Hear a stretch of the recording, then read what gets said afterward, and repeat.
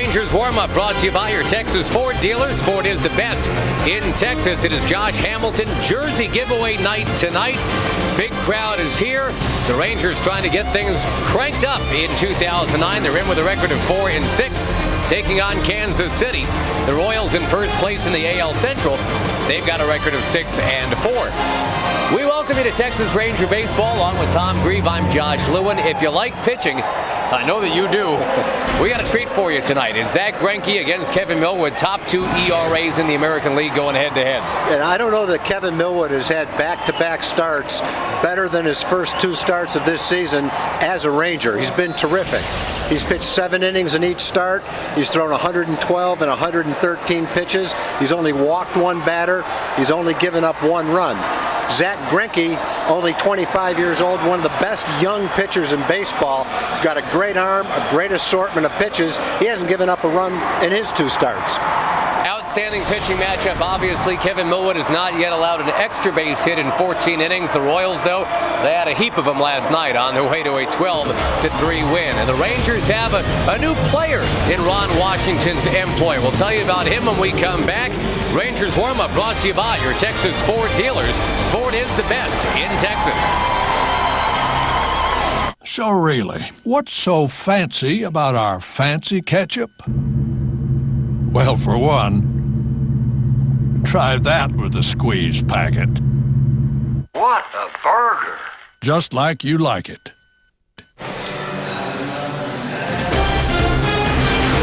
Texas Ranger Baseball brought to you by your Texas Ford dealers. Check out the all-new F-150 and drive one. Ford is the best in Texas. And by Southwest Airlines. Low fares, no hidden fees. Rangers keep on cranking out runs. Pitching, however, has been a problem. And ladies and gentlemen, here he is, the 22-year-old wunderkind. That's Derek Holland. He's here and Josh Roop is not. Josh Roop has been designated for assignment. And here's Derek Holland. No, he's not going right into the rotation or anything. He's going to get kind of eased in. But a lot of pomp and circumstance about Derek Holland. We've been hearing about this kid for more than a year, Tom, and he is actually in the ballpark tonight. Ron Washington has another tool in the tool chest. Well, it's exciting to have Derek here. I'm sure he's excited too. It's probably a little bit before the Rangers would like to have called him up ideally. I'm sure they would like to have seen him get several more starts at AAA before this call-up. But, you know, it's kind of desperate times for the bullpen. And they're looking for a good young arm out there. And this kid has as good a young arm as you'll find. A fastball that reaches the mid-90s. I think the feeling is that he can get his feet wet, keep his head above water in the bullpen, and gradually get more of a role on ball club. Checking out the Royals batting order tonight. Again, they had 12 runs on 19 hits yesterday. Chris Pavilas to Jesus, Butler, Tian, and Jacobs, Callaspo, Olivo, and Bloomquist against Kevin Millwood. They play A Country Boy Can Survive. A little Hank Jr. when Millie's on the mound. He's done more than just survive, though, Tag. He has dominated after 2 starts. Should be a 0.64 ERA, not 6.04. That's a little typo there. 0.64 ERA, and that is outstanding. You know, the thing you have to love about Kevin this year is he's thrown a lot of strikes. His velocity has been maintained from inning 1 till the end of his stint. Anywhere from 91 to 93 miles an hour. Throwing a lot of strikes. Good curveball. He looks better. He's in better shape. He feels better. He's more confident. And he's had much better command of his pitches in his first 2 starts.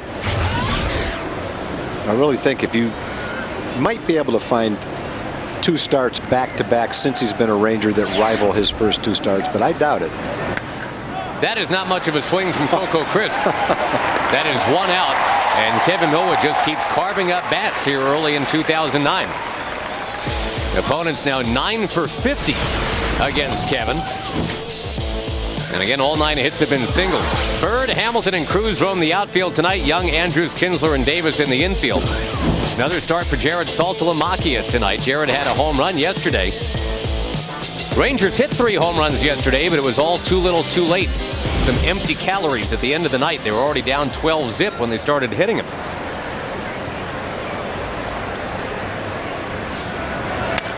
Now Aviles is going to pop one right down the line foul. The one thing I look for Kevin to do tonight is throw in to the Royal hitters. Last night, Matt Harrison almost exclusively pitch the hitters away. And during that stint, they were just leaning out over the plate, driving the ball to the opposite field. And I think if Matt took one thing away from that game, it's how important it is, especially to the right-hand hitters, to be able to pound them in occasionally with a cutter or with a fastball to keep them from leaning out over the plate and being able to comfortably line those balls to the opposite field. I think right off the bat you saw that with Coco Crisp. Kevin threw that pitch right in on his fist and knocked the bat right out of his hand. Hitters aren't quite as likely to lean out over the plate. Andrews stops it from getting by. He'll pick it up and gun it. Great stretch by Davis. What a play. So you got to be limber to make that kind of a stretch when you're as big as Chris. Go right down on the ground. That was pretty. And give Andrews credit, because I think a lot of guys, after they wouldn't have picked this cleanly, just kind of would have given up on it, like, oh well, but he rifled it across, and what a stretch by Davis. Elvis actually got a pretty good break when he, I think, accidentally kicked that ball with his right foot right toward his throwing hand, and that allowed him to stay with it, pick it up, make a strong throw, and with a little help from Chris at first base, get that out. Now David DeJesus behind 0-1.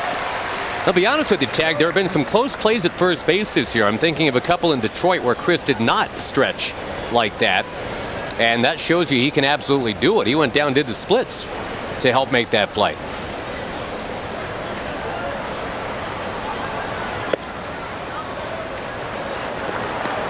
"20-year-old kid Andrews guns it across to a 23-year-old Davis, and the defense sparkles both ways.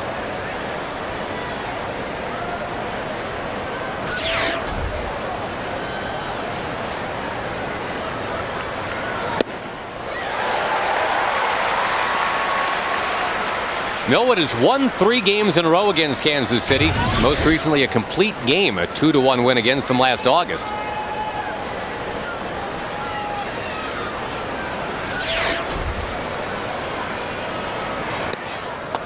Off the glove of Saltalamacchia, and still the only run that Kevin's allowed all year is when he bounced that curveball with the fans on their feet on opening day in the 7th inning. The wild pitch allowed a run to score. But here we are 15 innings into Kevin's 2009 season, and nobody has batted in a run against him.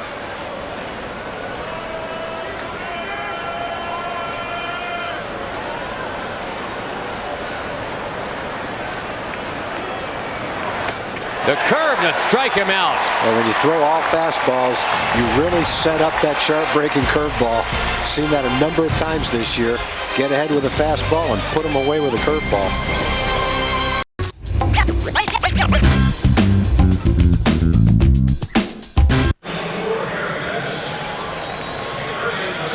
Kevin Millwood continues to dominate here early in 2009. There's no score as the Rangers get set to take on a guy who's been dominating for Kansas City. Zack Greinke has not given up a run yet this year in 2 starts. The Rangers get it going with Kinsler, Young, and Hamilton, then Blaylock, Bird, and Cruz. Davis, Saltalamacchia, and Andrews. That is the Southwest Airlines batting order. And Ian Kinsler, 576 at home this year, including that 6-for-6 game the other night.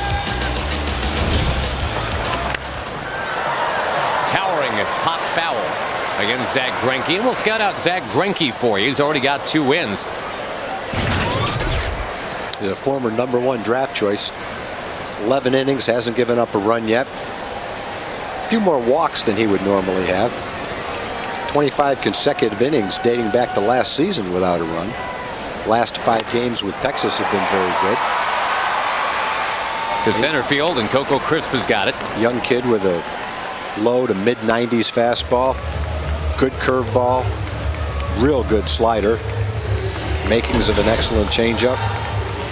There aren't many young pitchers with better stuff than Zack Greinke in the big leagues. Last year was his first full season in the big leagues.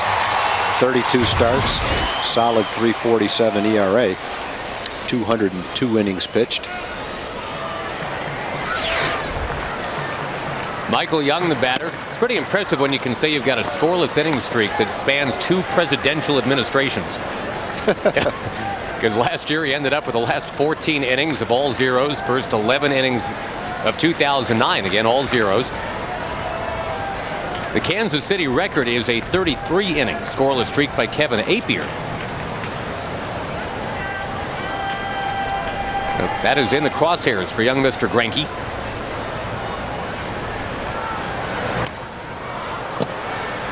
And you saw it right there. I mean, I think that the fun thing about Zach Greinke, if you're just a fan of baseball in general, is he can throw it 96 or 66, or pretty much at any number in between.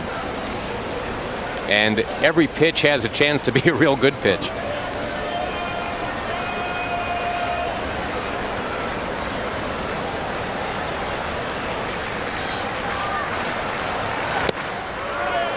Comes back at 92 to Michael Young. A lot of people thought he would be the pitcher to watch heading into last year, because in 07 he went from tentative to super aggressive without sacrificing the control. Fielding his position, throws out Michael Young. I think a lot of people were saying breakout year for Greinke in 08, and it pretty much was. You mentioned it, Tag. 13 wins. ERA was among the league's top 10 at around 3.4. They're thinking bigger and better here in 2009. They got DeJesus, Crispin Bloomquist behind him. Tia, Aviles, Callaspo, and Butler. And he works comfortably with Miguel Olivo. They had 202 innings and 183 strikeouts, almost a strikeout per inning.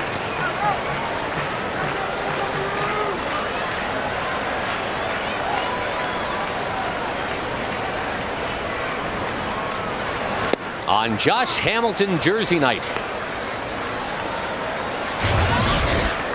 Josh Hamilton's first at bat. He's in hitting .275. One thing Greinke has had in his first 2 starts is high pitch totals for not giving up a run. He's only pitched 11 innings, 6 in 1, 5 in another start. Gotten through those innings with a lot of pitches. Late on the fastball is Hamilton. 9 strikeouts in 5 innings that last start against Cleveland, shutting down the Indians completely. That big old breaking ball for Hamilton, and he flails at it. So the Rangers down in order, just like the Royals were, and now round 2 when we come back. Dr. Pepper is built for refreshment, blending 23 electrifying flavors to excite your taste buds. But did you know the can is built for fun? That's because you can trade in a can of any Dr. Pepper product and get half-price tickets to most April and May Rangers games. With Josh Hamilton, Ian Kinsler, and Rangers Ballpark in Arlington, they're built for fun too. Bring your well-constructed can to the box office or use Dr. Pepper as your coupon code at TexasRangers.com. Texas Rangers Baseball and Dr. Pepper, built for fun.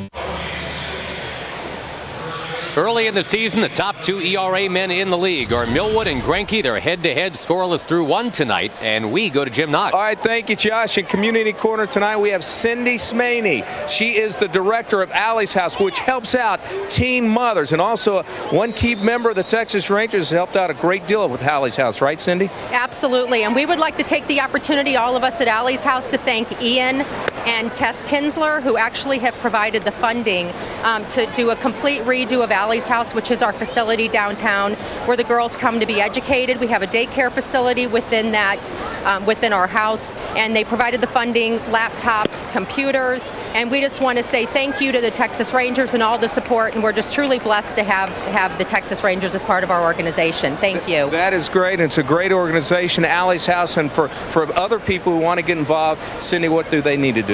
There's a lot of opportunities to get involved, volunteer opportunities. We do some fabulous events. You can visit us at www.alleyshouse, that's ALLEYS, alleyshouse.org. Lots of volunteer opportunities. And again, thanks for having us here tonight. We appreciate your support. All right, thank you, Cindy, and keep up the great work. Appreciate it. Josh? Thank you. Thank you, Jim. Thank you. And Ian Kinsler and Tess Kinsler have become huge parts of this community. Active not just with Alley's House, but the Toys for Tots program, a bunch of other things. Millwood has just walked Billy Butler. I guess that's Butler's birthday present for today. He's turning 23. And Millwood has not exactly been in the gift-giving mood this year. It's only his 2nd walk all season. Against a dozen strikeouts.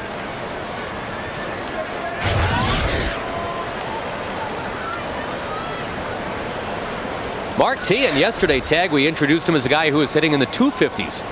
Today we say he's hitting 351 because he had 5 hits yesterday. A career high 5 hits last night.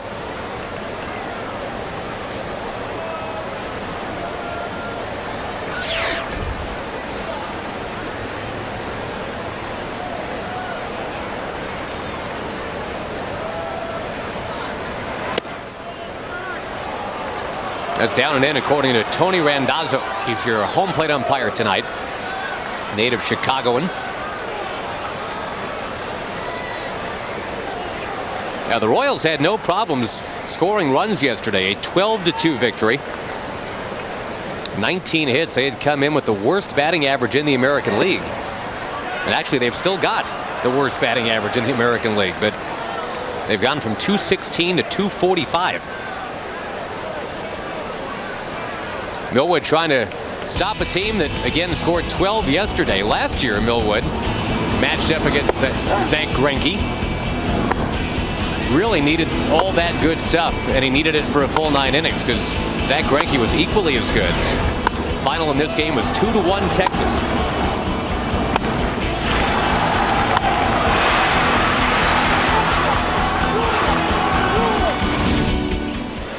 There's ball 4 outside. Been so uncharacteristic of Kevin. 8 straight balls. As you look at that Millwood versus Greinke matchup from a year ago, and Mike Maddox rolls out to the mound. The Rangers pitching coach is going to talk to Mr. Millwood here very briefly. Kevin has been pinpoint all season long, and he was in the first inning too. And just came out and had a little bit of a lapse with the leadoff walks.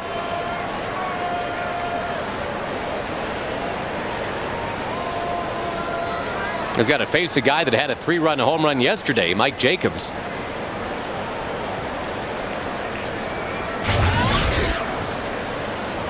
Again, Millwood had walked only 1 batter all year coming into this inning. So to start out back-to-back with Butler and Teahen, and yet to throw a strike here in the second inning, kind of strange.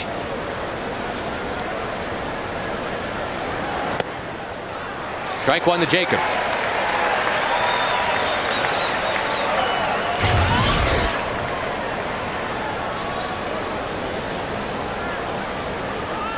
Mike Jacobs replacing Ross Glode as the starting first baseman for KC. Glode got traded to where Jacobs had been, the Florida Marlins.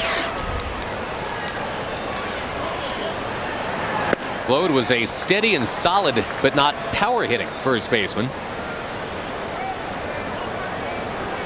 That OPS stat, the on-base percentage plus slugging percentage, usually a major league first baseman is somewhere around 800 if not 900. Glode was in the 600s last year. And they figure Mike Jacobs will bring them some pop. He had 32 home runs last year. There's a good fastball right on the inside corner. Jacobs already has as many home runs this year as Glode had all of last year. That number is 3. This is number 3 last night. To hit 3 home runs in 400 big league at bats as a first baseman, you got to go all the way back to Todd Benzinger in 1991 to find a first baseman that had to go of it like that. In the air, right field. Nelly Cruz in pursuit. He's got it. And same pitch, inside corner, jammed him. Didn't get the good part of the bat on it.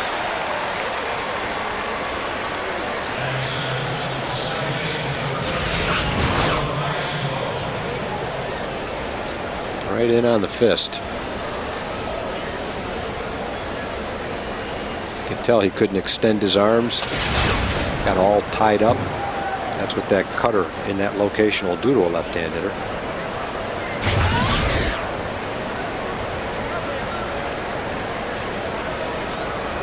Alberto Callaspo had a really good game yesterday. Had 3 hits, and he made a sparkling play out there in the field, robbing Josh Hamilton.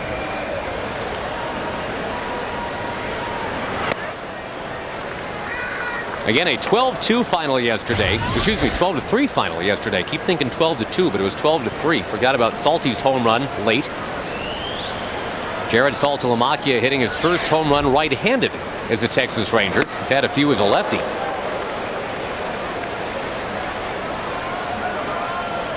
And only because we're enjoying the work he does with our good friends on the ticket do I bring this up. Last time Salty homered off a left-hand pitcher, it was Mike Bassick.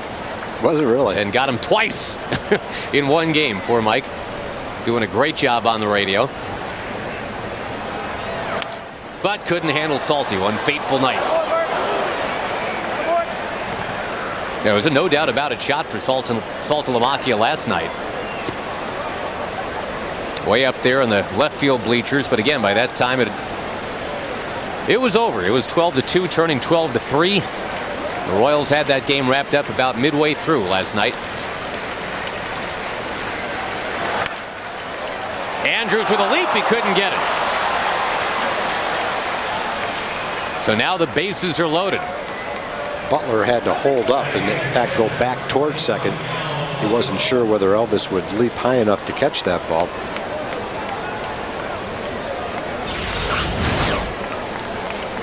Just fought it off his fist and just looped it just barely over Elvis. Miguel Oliva will be the next hitter, and this is absolutely a double play candidate, a guy that likes to put the ball in play. He's got 44 home runs combined his last 3 years. So yes, he's a power hitter, but he doesn't like to walk.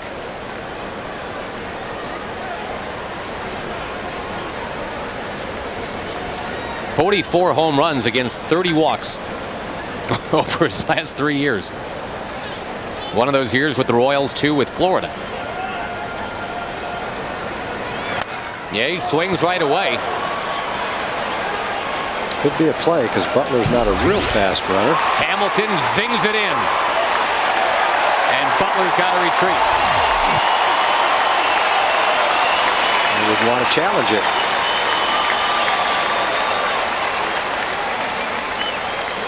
Dave Owen is the third base coach over there. Cleburne, Texas native. Played at the University of Texas Arlington, just like the manager of the Royals, Trey Hillman.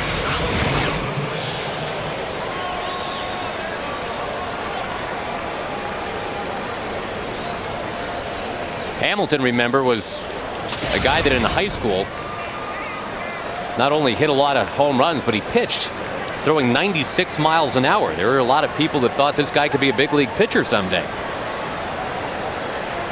Hamilton happy to leave that heavy lifting to Millwood tonight. Millwood's got to go get Willie Bloomquist, and he can say he's out of the inning. That'd be a good job of pitching after walking the first two hitters. If you can navigate out of an inning with 2 walks and a single with no run scored, you're doing a pretty nice job. Well, it sends a bullet in there to Bloomquist for strike one.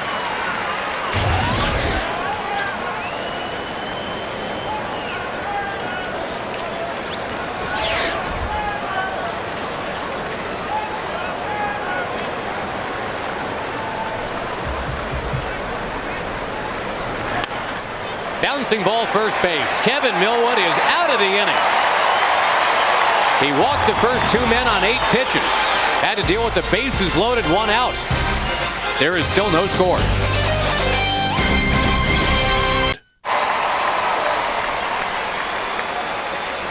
There's a face you might recognize. Great to have him back in the ballpark. Victor Rojas, now of the MLB Network, doing a wonderful job. Vic and his family in town over the weekend, and nice to visit with Vic before the game tonight. Yeah, he's doing a great job at the MLB Network. His wife, Kim. Blaylock sends one foul back this way against Zach Greinke. And some fancy pitching by Mr. Millwood there to get out of trouble in the top of the second inning. Miguel Olivo just couldn't help himself. Bases loaded, steps in there, swings at the first one. Blaylock nails his third pitch from Greinke. And it's in and out of the glove of Coco Crisp.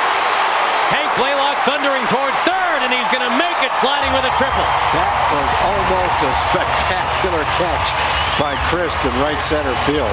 I don't know how he got to that ball, but somehow he outran that ball, and the ball was in the webbing of his glove. It looked like it came out when his body crashed to the ground. Let's take a look. Crisp made a similar catch for the Red Sox that ended up as the last play of the ALCS Game 7 a couple of years ago. That was almost spectacular. What a try.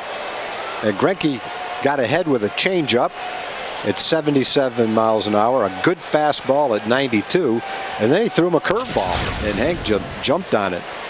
Threw him a curveball right down the middle of the plate. No balls and 2 strikes.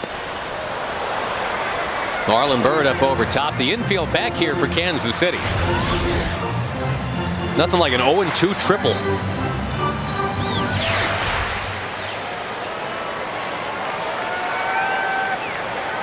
Here's a guy that led the Rangers in triples a year ago, Marlon Byrd.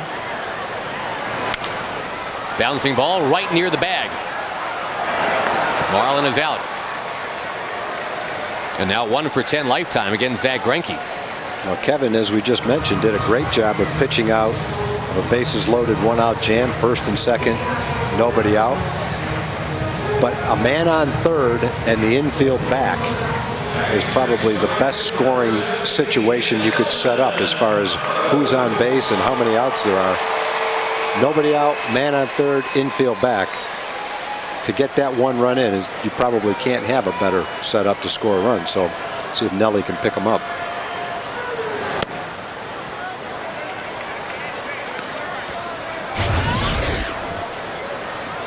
Had the infield back, but not at third base. If you hit the ball second or short, then Hank could have scored, but it's right at the third baseman. There's nothing he could do.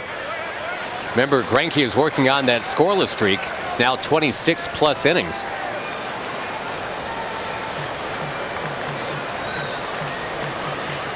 But a runner at third for Nelly Cruz, who's already got a dozen runs batted in this year. It's a top 5 total in the league. Greinke staying away from Nelson Cruz. Chris Davis, the power hitting lefty, on deck.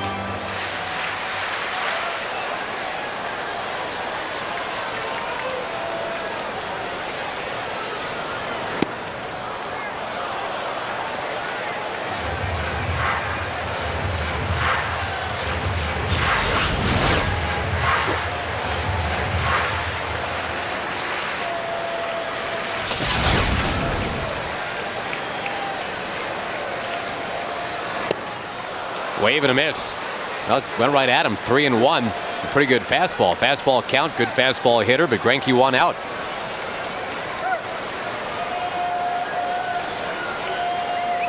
Nelly already with 5 home runs. That leads the Rangers. The Rangers lead the majors in home runs as a team.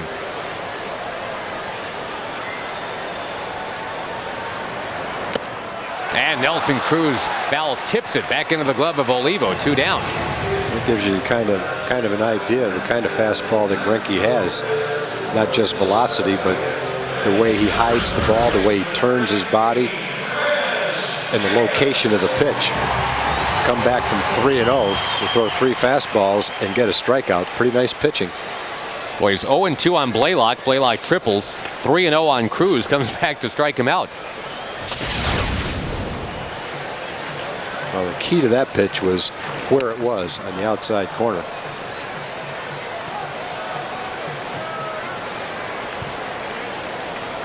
Well, our theme tonight has been Millwood versus Greinke. Obviously, they don't face each other really. One guy will not pitch to the other, but they are mound opponents tonight. They were even Steven after 1. Each man a 1-2-3 inning with 10 pitches.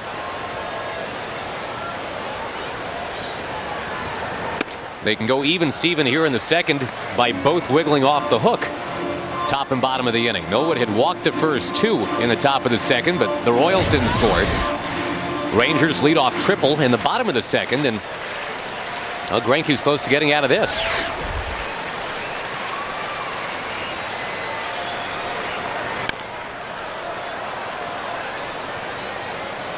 Greinke spent a lot of spring training working on his off-speed stuff, on his changeup. And he used to be a guy that had, I guess, kind of C.J. Wilson style, 5 or 6 different pitches tagged. They've asked him to simplify that. Go with the less is more approach. Just, 3 or 4 pitches that you really, really like. And most guys don't have 3 or 4 pitches. Most people have 2. And then a third that they're trying to throw. Zack Greinke, that's pretty impressive right there. The leadoff triple, and then nothing. Ground out, strikeout, strikeout. No score at the end of 2.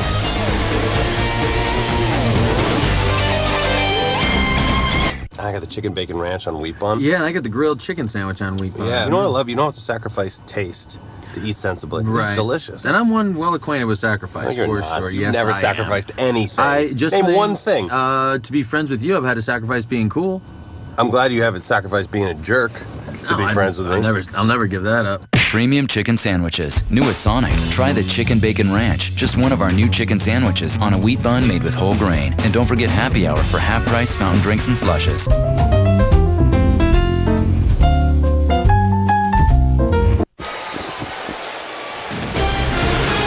Texas Ranger Baseball brought to you by Dodge. Grab life. Visit your Texas Dodge dealer today.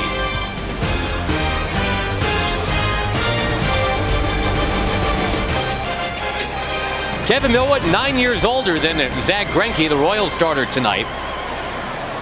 Both of them very talented right-handers. Both of them have been in and out of trouble in one inning tonight.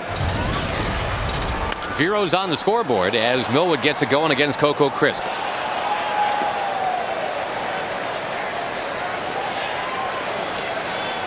Josh, the man in charge of the umpires room is Richard Price. He'd like to wish, and so would we, happy birthdays to Marvin Millicam and Easter Fay. Marvin will be 81. Easter will be 76. They're from Rusk, Texas, longtime Ranger fans. So Marvin and Easter, happy birthdays. From the Rangers and Richard Price. You may know him better as Hoggy. Hoggy. Taking care of those umpires. He's the best. Just lurking down in the umpires room. The lurker.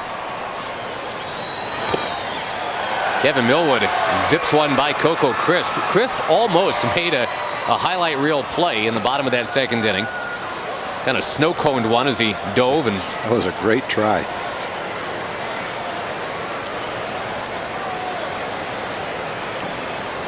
All due respect to Joey Gathright, who they had in center field last year. Crisp a bit more of a complete player. Nice acquisition for them. Davis to Millwood for the out. Crisp already has 3 triples this year. He's got a couple of home runs, including the 3-run shot yesterday against Matt Harrison. But he has not done much against the breaking stuff for Millwood tonight.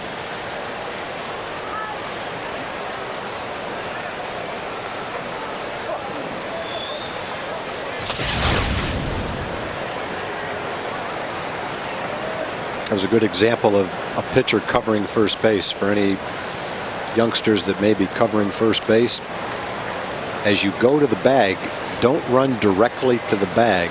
Run to the foul line, 15 or 20 feet in front of the bag, and then come up the line toward the bag so that you don't go across the bag and risk a collision with a runner. Kevin did it just like they practice in spring training.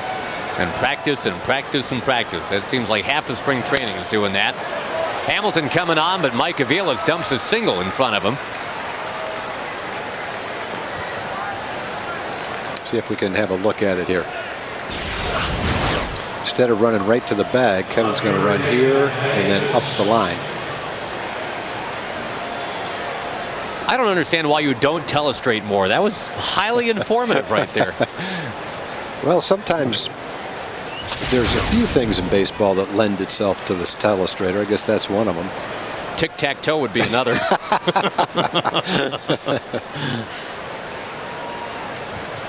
David DeJesus, the batter. Millwood has allowed all of 11 hits now this year, Tag, in 3 starts. And they've all been singles.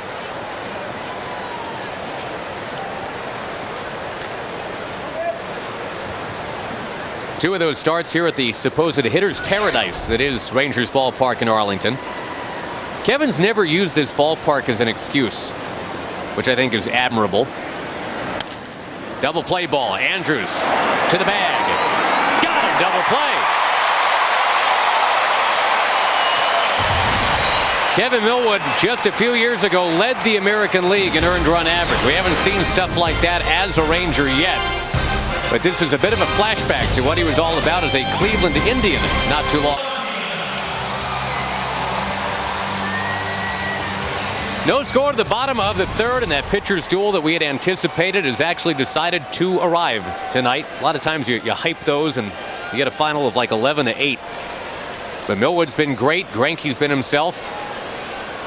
And these two teams are scoreless in the third inning. They weren't exactly scoreless at New Yankee Stadium today. The Yankees and the Cleveland Indians. Looks like that ballpark is on steroids. At least when the Yankees are pitching, it is.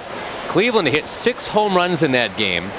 And they're saying already, Tag, they've only played 3 games there, but they're saying there is a massive wind tunnel thing going on. Really? Yeah. Here's Saltalamacchia strafing one to the Snapple sign.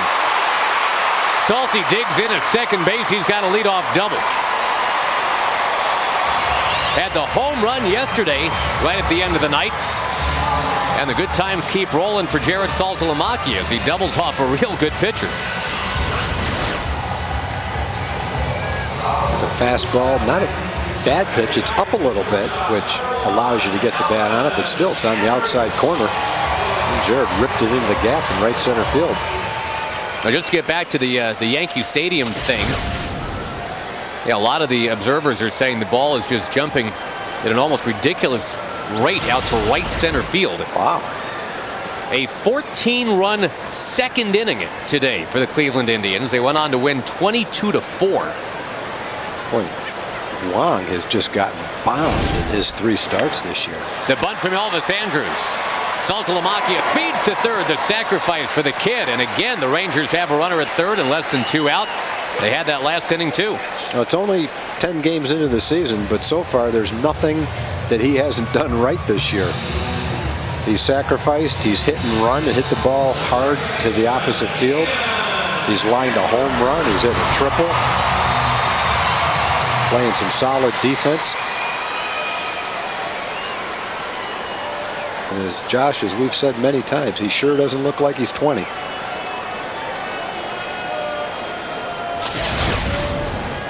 Now it's a great position for Kinsler now. Again, the infield back except at third. You've got T and in kind of even with the base. And again, that scoreless streak will be put to the test for Zach Greinke. It is now at 27 1/3 innings. But he's facing a .465 hitter in Ian Kinsler.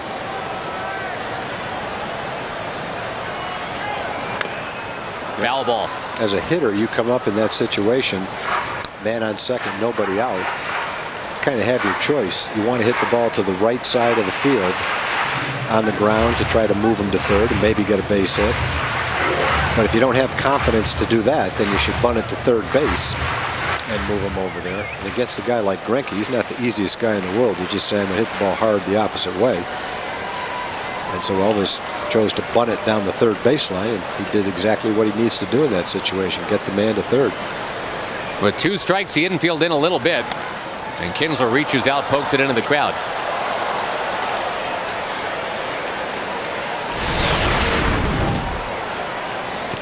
Coming into today, trailing only Miguel Cabrera for batting average. He's got the most extra base hits in the league. He's got 7 doubles. A very complete first couple weeks of the season.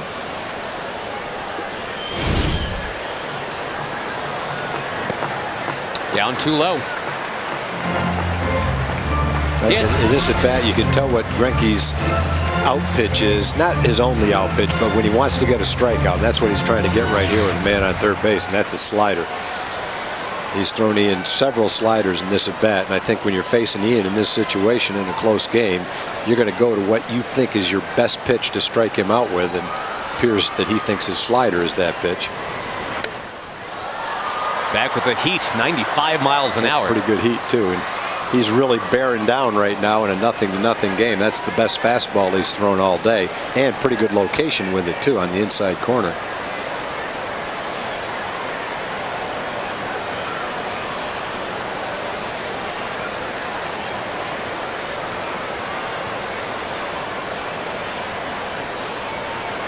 Kinsler foul down near third. And a broken bat.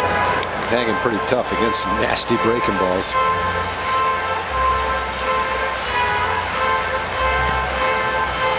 By the way, those 14 runs by the Indians today in the second inning, that's the most runs allowed in an inning ever by the Yankees. Wow. Ever. And the Indians had 9 against them a couple days ago. Now, the Yankees have some pitching issues, it would appear. On 1 and 2, runner at third, 1 out.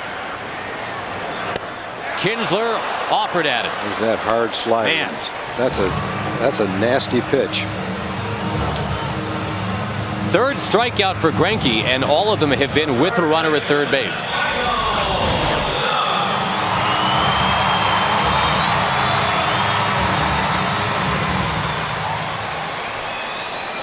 Check that, 4 strikeouts, right? He had Hamilton back in the first inning. Yeah, and then the next 3 have been with men on third base. Michael Young, who now Tag has 5,000 at-bats as a Texas Ranger, right on the button. The next 5,000 begin right here. They've all been as a Ranger, and because he's signed long-term, it is entirely possible that, well, at least the next, let me do the math. About 8 years for Michael, probably. Yeah. At least the next 3,000 at-bats we know will be as a Ranger. As the odometer rolled over to 5,000, it wasn't real ceremonial or anything. It had a little squibber out in front of the plate. Let's see if he can cash in here on Ranger at bat number 5,001. Ground ball instead to second base. Boy, Greinke, when he's had to, has been great. Leadoff double does not bloom for the Rangers. We are scoreless at the end of 3.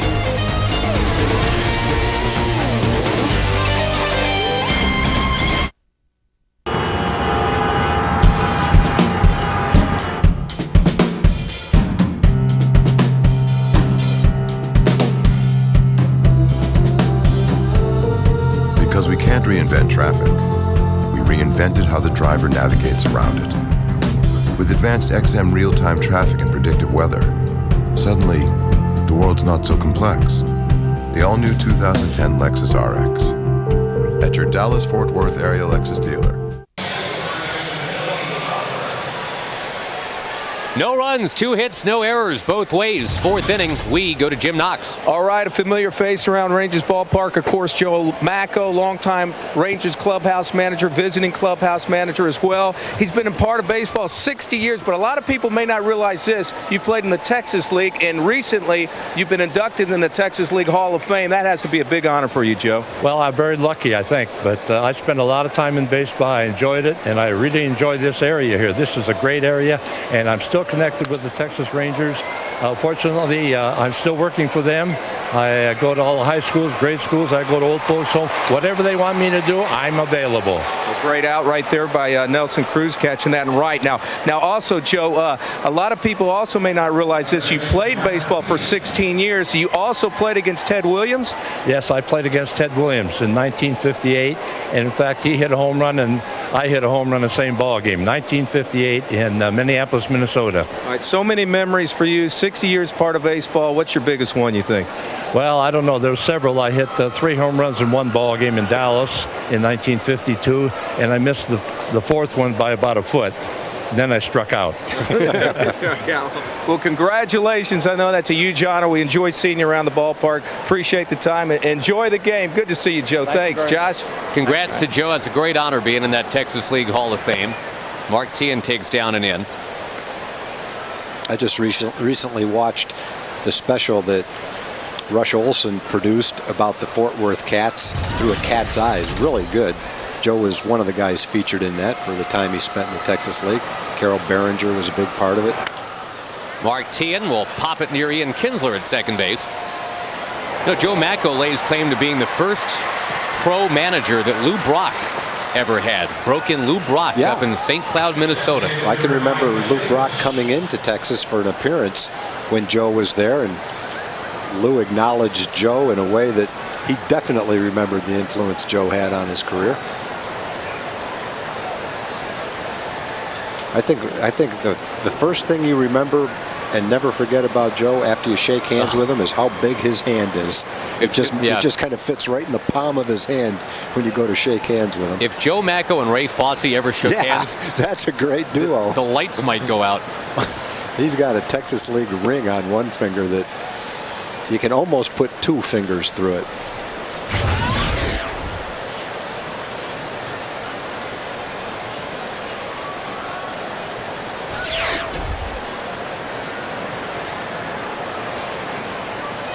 Mike Jacobs takes up and outside. We will see Ray Fosse and the A's right at the end of this month of April when the Rangers come on back from that road trip to Toronto and Baltimore.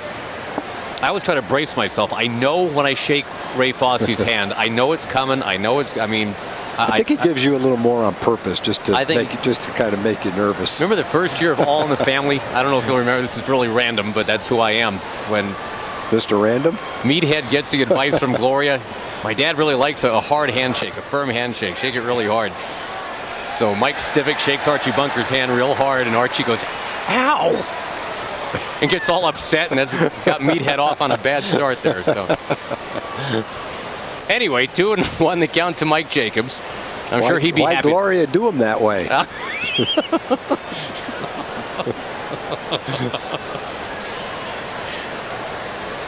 Meathead's come a long way since that show. Meathead's made some good movies since then. But again, that's neither here nor there. 2-2 the count to Jacobs. That ball rattling off of Tony Randazzo, and Jamie Reed, the Ranger trainer, jumped up, thought he might get called on. That's a pretty observant home team trainer right there. Just figured I might have to go out there now. Staggered him, but you didn't knock him down. Jamie Reed at the ready. And that is the home team trainer, by the way. If something happens with the umpire, that's the protocol. The home team trainer goes out. And what Kevin Millwood is doing right now is appreciated by Tony Randazzo. Millwood has no reason to be walking around other than to give the umpire some time to shake that off.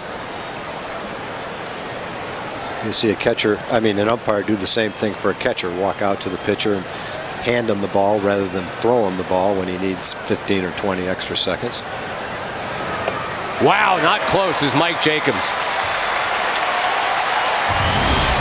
Kevin Millwood, a 2-hit shutout against a team that had 19 hits a night ago.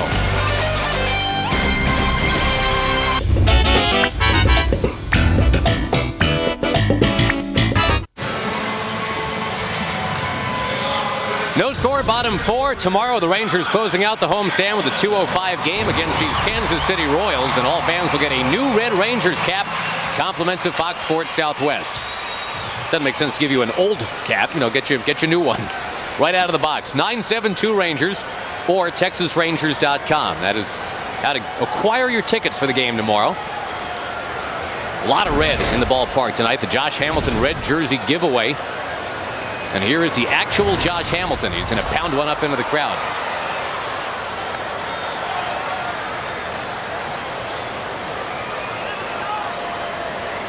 This is right around the time last year when Josh Hamilton just completely went bananas. Started getting 2-3 hits a game, driving in 3 or 4 runs a game. He ended up as the player of the month in the American League for April. I can tell you, it's not fun facing Greinke. If you can tune up a mid-90s fastball, a mid-70s changeup. There's that big, almost Padilla-style slow curveball. He's got a slow curve, throws one a little harder, and when he wants to strike you out, he'll throw you a hard slider. There it is. Yeah, it's a good call by you. It's hard to say a guy's best pitch is a slider when he throws 91 to 95 miles an hour, but that probably is his best pitch. Unless he hangs one, it's a very difficult pitch to put in play with any authority. Greinke's a guy who started pitching full-time not until his senior year of high school. So he's got an arm with very low mileage on it. He's a really good fielder, having been a terrific high school shortstop. I like his other 2 sports in high school, golf and volleyball. Don't see that combination very often. No, usually the big 3 is football, basketball, and baseball for a lot of these guys. Greinke's not really built to take a hit on the football field. Blaylock turns on one, driving it to the right field corner, high up on the wall. And Blaylock, can you believe it, only gets a single out of that. He just missed a home run. In a game where runs are at a premium, you want to get one when you can. The Rangers have missed chances in the last 2 innings with a man on third base and less than 2 outs. And Hank, I don't think he got all of this ball, but He hit a changeup and just missed getting it out of the ballpark. Hit about 2/3 of the way up the wall. So Hank has a single. He's got a triple on a curveball and a changeup.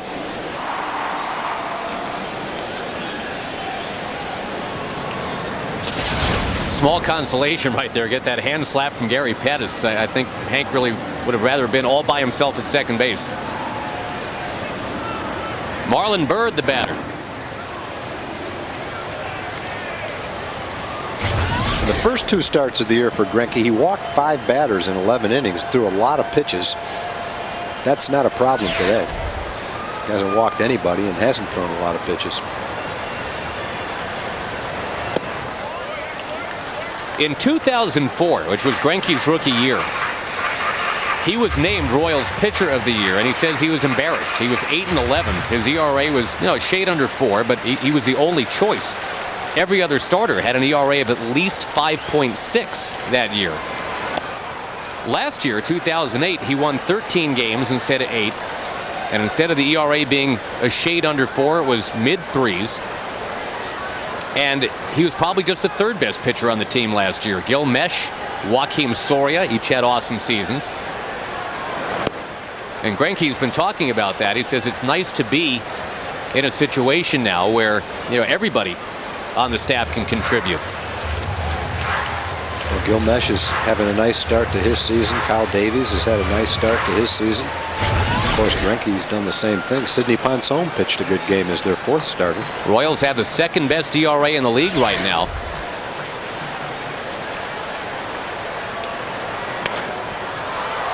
And if you're not familiar about the rest of Greinke's backstory, this is a guy who wanted to quit and go home. Did not want to pitch anymore. He had some social anxiety. And it took a while to get that correctly diagnosed. But I mean, he just wanted to walk away from baseball completely.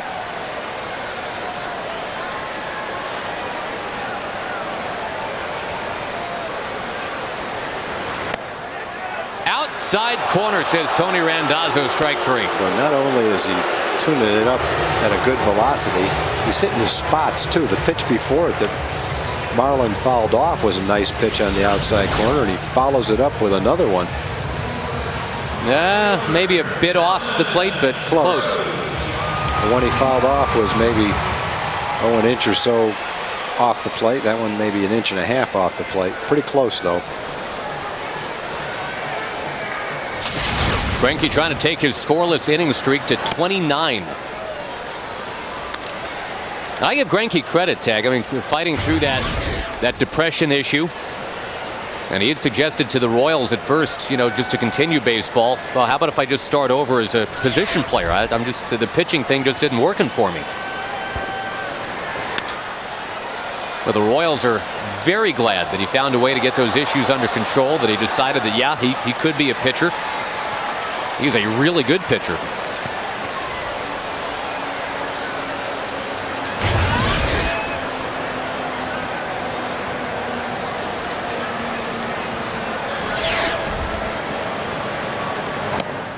He and Kevin Millwood back and forth with zeros all night so far.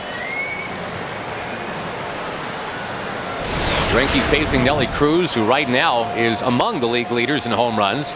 All of Major League Baseball, in fact.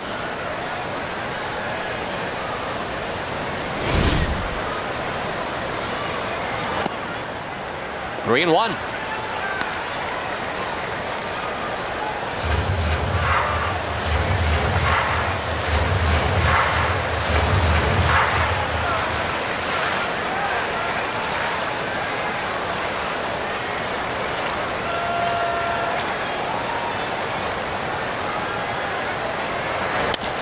Bouncing ball to short. And the underhand toss, the fielder's choice. We stay scoreless at the end of 4 here in Arlington tonight.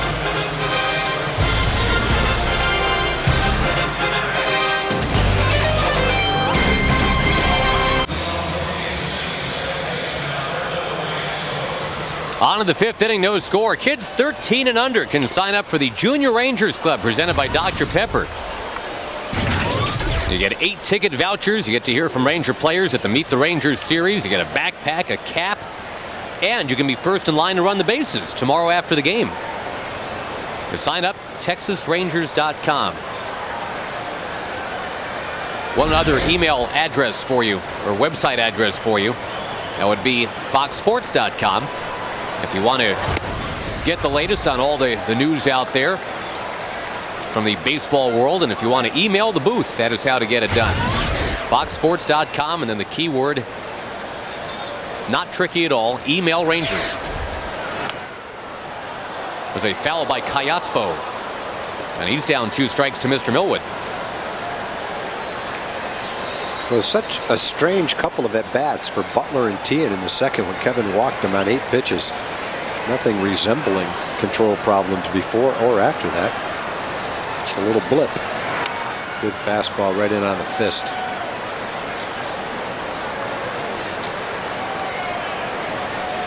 Now to start the year with a couple of 7-inning outings and giving up either 0 or 1 run in both of those. No Ranger pitcher had done that since Kevin Brown back in 1993. And his third start looking pretty good too, but there's a base hit into right. A suddenly tough out in this series is Alberto Callaspo. He was 3 for his first 3 yesterday. He is 2 for 2 tonight. He just got an 0-2 breaking pitch and he hit it in the right. Kevin got this pitch up higher than he wanted to. A couple of strikeouts that he's had with his curveball have been down and out of the strike zone when he's been ahead in the count. He's got the hitter to swing at a bad pitch. That one, I think he probably got a foot higher than he wanted to get it. And even though Callaspo had to reach for it, it was still high enough for him to get the job done. Now the free-swinging Miguel Olivo swings right away again. Did that last time with the bases loaded and popped out. He's going to fly out to Marlon Byrd.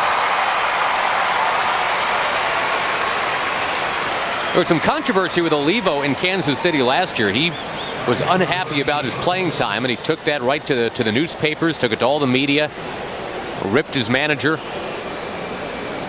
And that's all been taken care of, I guess, now. But I think a lot of baseball people looked at that like, hey, look at Trey Hillman as a young team trying to get these guys to all come together. It's not really productive, especially if your on-base percentage is .278. If you're taking all that to the newspapers. Yeah, it's not like he's been on 4 or 5 all-star teams either.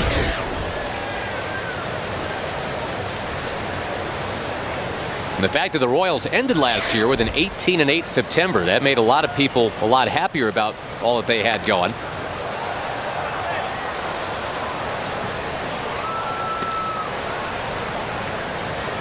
And Trey Hillman, of course, from here in Arlington. His first exposure to these Kansas City Royals about 25 years ago. He worked in the visiting clubhouse at the old ballpark. His job was to unpack the bags of George Brett and Willie Wilson and UL Washington. And he went on to a great college career at UTA.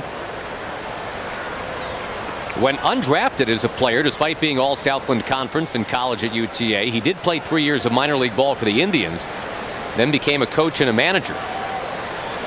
And in the Yankees minor league system, he managed the likes of Bernie Williams and Derek Jeter, Posada, Rivera.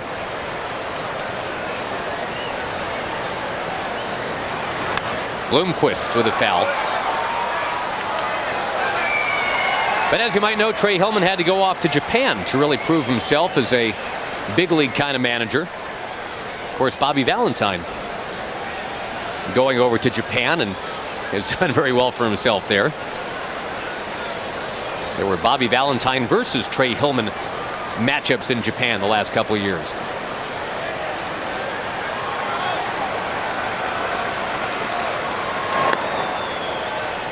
One other tie to Bobby Valentine. I don't know if you know this one, Tag, but they both played the lead in their high school musicals.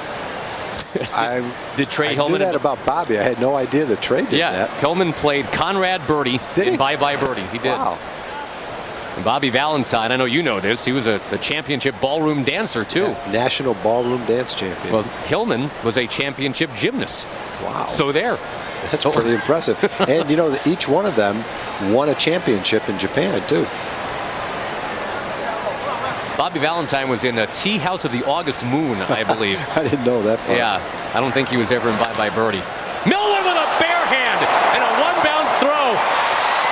with a sore hand. He just kind of shot putted that ball to second base. What a stab he made of it, but couldn't turn the double play because he had no steam on the throw to second base. That ball looked like it just stuck right in his hand. It's probably stinging right now. Hopefully it didn't hit him in a way that hurt one of his fingers, but nice play by Elvis to be able to catch that ball on a hop and keep his foot on the bag. Boy, and that's what we get for bringing up Kevin Brown earlier this inning. Of course, that was the bugaboo for Kevin Brown for many years. He just couldn't help himself on those balls heading up the middle. Judging from the smile on Elvis Andrus' face, Millwood's not going to have to get any surgery right now. Well, I think that ball probably would have gone back through the middle if he didn't catch it in his bare hand. It was right over the mound, and it was a fairly hard hit ball. Now, Elvis might have been able to get over. He's probably shading him that way a little bit, but could very likely have gone right into center field. He got it with, it looked like 2 or maybe 3 fingers. Luckily, and then had nothing on the throw. The Rangers do get an out. That's incredible. That's like how you'd hold chopsticks right there.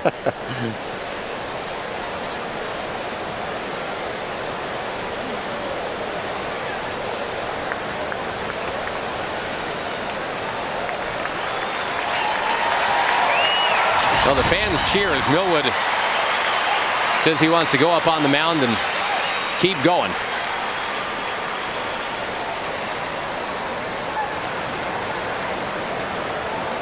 All right, let's take this for a test drive. Let's see.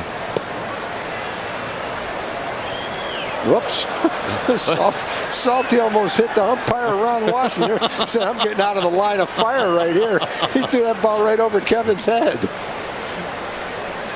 Kevin had not enough steam on his throw to second. Salty had too much on his throw back to Millwood. Oops. That would have been ugly. Well, the trainer's on the field anyway, so.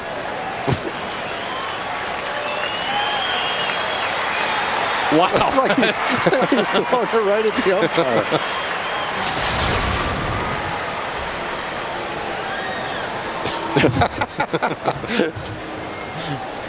Jared was holding his breath after he threw that ball. That's the crew chief, too, Ed Montague. That's the senior umpire in Major League Baseball right now. 35 years for Mr. Montague. Well, he took it with a smile. Good-natured guy.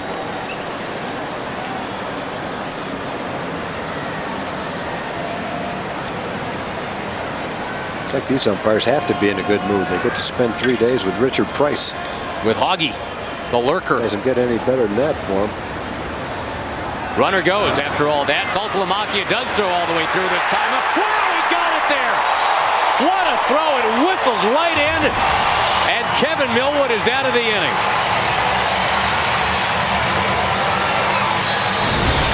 That's a very eventful 60 seconds for Saltalamacchia. Millwood ducks and covers. Perfect. Texas Ranger Baseball brought to you by your Texas Ford dealers. Check out the all-new F-150 and drive one. Ford is the best in Texas. And by Southwest Airlines. Low fares, no hidden fees.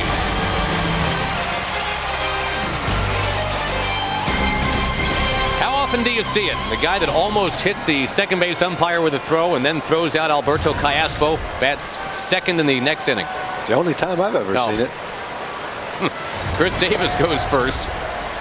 And it will be Saltalamacchia and Andrus to follow. The young guns for the Rangers here against Zach Greinke. It was a real nice throw by Jared and a beautiful pickup by Elvis, who caught it on a short hop and still made the tag. Elvis did a good job, too, on that throw from Millwood. Kind of stretching like a first baseman towards the bag at third base. Keeping this game 0-0 in the bottom of the 5th inning. This is not the kind of game we've been seeing at the ballpark this year. The Rangers have been averaging about 10 runs per game. Last night they were held to 3.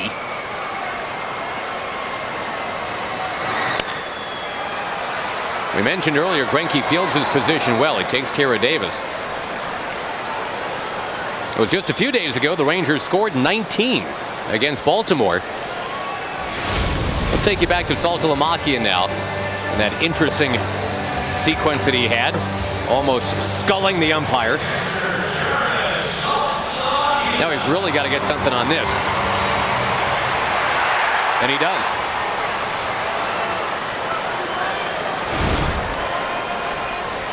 Salty has made a lot of improvement in his catching, his game calling, his throwing. Really looks good behind the plate.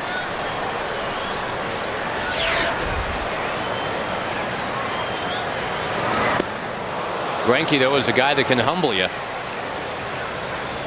I would hate to take, say, a 15 or 16 game hitting streak into a game started by Zack Greinke. Yeah, I'd like to. When you play Kansas City, you just hope you can avoid him. You play him 3 times, you got a 40% chance of missing him. Didn't work out that way this time for him, though, for the Rangers.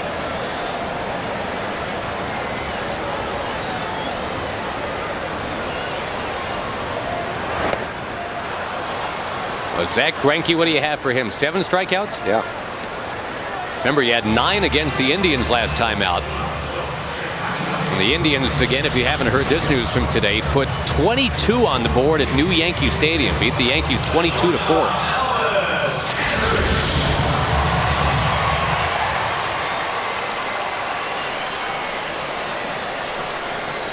Five games at New Yankee Stadium, including 2 exhibition games, and there have been 25 home runs. And it's not like it's, you know, hot and humid in New York yet. Elvis Andrus sending one into left center field. Nobody's going to get this one, a base hit. And Elvis Andrus is 11 for 29 as a major league player. He is one of the youngest players, not only in the majors, but if he was at AAA, he'd be one of the youngest players in all of AAA. Probably AA too. Oh, he's very relaxed. He's gotten a sacrifice bunt down today, a nice bunt. Puts the ball in play with a base hit. I'd say a pretty good chance he'd be running right here too. You've got the leadoff hitter up there, so that if Elvis is thrown out, you've got the top of the order to start the 6th inning. And if he can get into scoring position, score on a single by Ian, Rangers will take a 1-run lead. So you have to think he's got the green light if he can get a good jump.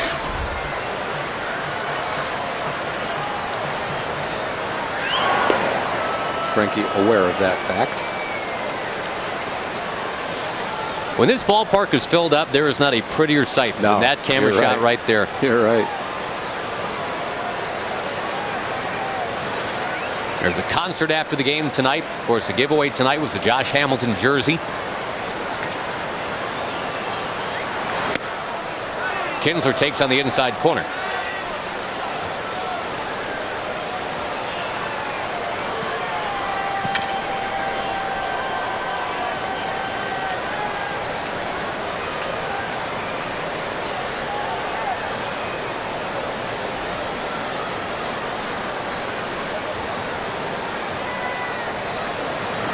Pitching out, and Andrus wise to throw it in reverse.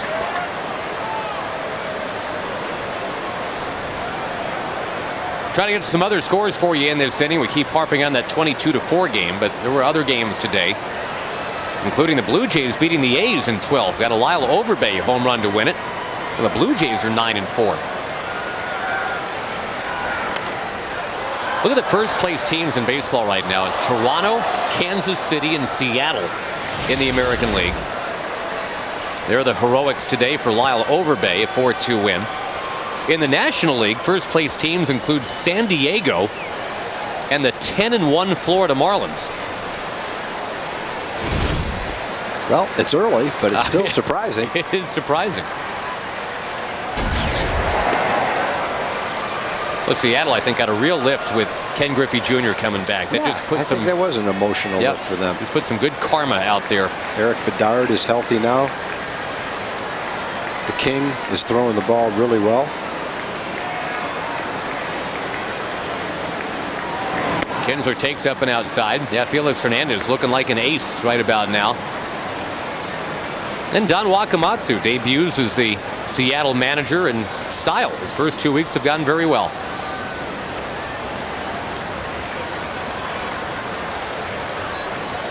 So Seattle is up. The Angels are down. They're getting drubbed again tonight. You see where Mosley Had an injury, came out in the third inning yesterday. And Vlad Guerrero, we have learned, he's going to be out for 4 to 6 weeks. They almost don't have a healthy starter. I'm trying to think who's still in the rotation. I guess Jared Weaver. Yeah. Is he the only one that's in the rotation right now? Oh, Saunders and Weaver, the only two. Of course, the Nick Adenhart tragedy, and they've got Lackey hurt, Escobar hurt, Santana hurt. And then the two replacements, Adenhart, of course, and Mosley are both out. Wow, Ian Kinsler, who's been hitting everything. That just shows you the kind of stuff that Greinke's got today. Yep, Rangers strand another, and it's scoreless at the end of 5.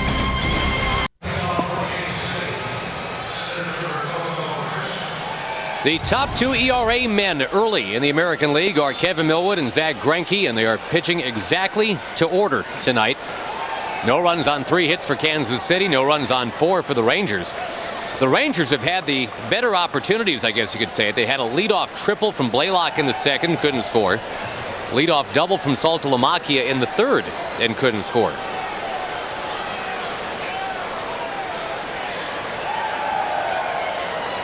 Millwood goes at the top of the order for Kansas City here in the top of the 6th.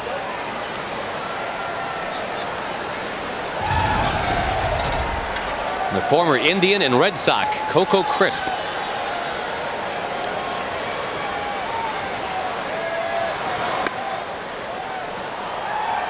Covelli Crisp actually is his given name.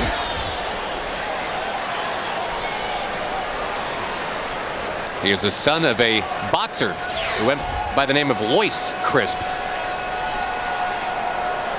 Actually, that was his given name, and his boxing name, they say, was Sugar Crisp. Coco Crisp is not only a fun name, but he's a good player. I think Kansas City fans will enjoy having him roam around that outfield this year.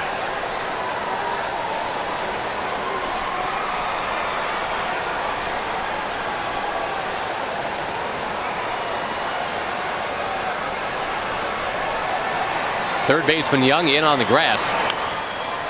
And that is fouled towards the Ranger dugout. Some other scores we were about to mention about the Angels. They let one get away in Minnesota big time last night. They're letting that happen a little earlier tonight. Minnesota 5 in the 5th, 3 in the 6th. And the Twins are leading the Angels 9-2. Yeah, LA didn't lose many games like they lost last night last year with K-Rod. Scott Shields hasn't had quite the same success this year that he's accustomed to. Even Arredondo gave up some runs last night. Nice low pitch count for Millwood here, only 60.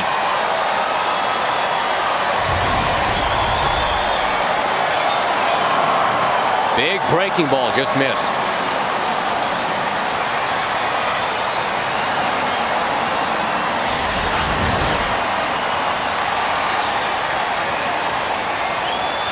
Didn't quite get it down.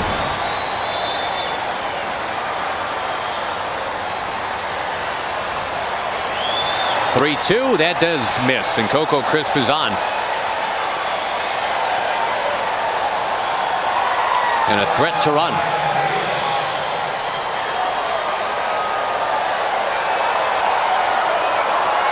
White Sox leading Tampa Bay 7-3 in the 8th inning. Carlos Quentin hit home run number 6. Tying for the major league lead early on. Boston leading Baltimore 6-4 at Fenway. Kevin Youkilis has hit one out.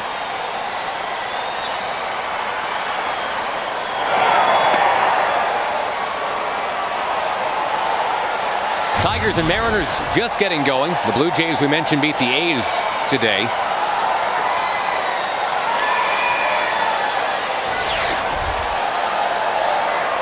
Mike Avila's the hitter. No sign of the bunt. Mike Avila's a guy that hit .325 last year coming up from AAA. I thought with Crisp on first base and excellent speed, might see a hit and run. Start the runner. Avilas makes pretty good contact. He's trying to hit the ball. He was trying to hit the ball to right field that time. Take advantage of the hole with the first baseman holding the runner on. Slowly hit ground ball. Michael Young's play will be to first, and it works like a sacrifice. David DeJesus will be the batter, and he was a guy that, at least last year, seemed like any time there was somebody in scoring position, he did something positive.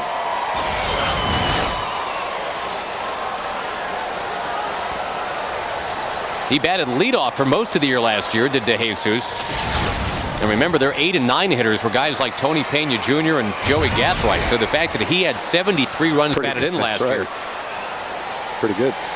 He led the majors last year with a batting average in runners or with runners in scoring position of .419. He hit over 300. He had a good year.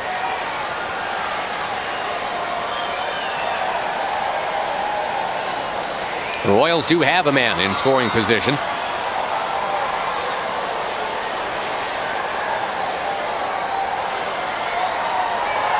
National League, the Padres lead the Phillies tonight 4-3. That game's in the 8th.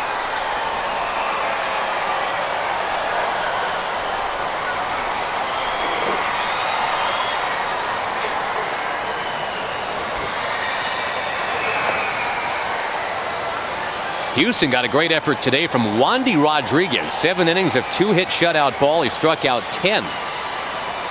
And the Astros beat the Reds and Aaron Harang today 7-0.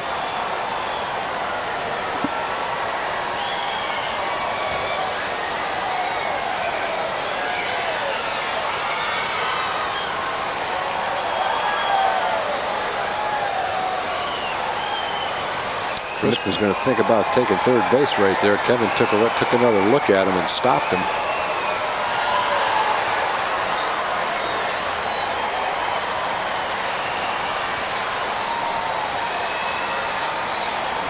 DeJesus and then Butler, the hitters that Millwood's got to deal with. He pours one in for a strike.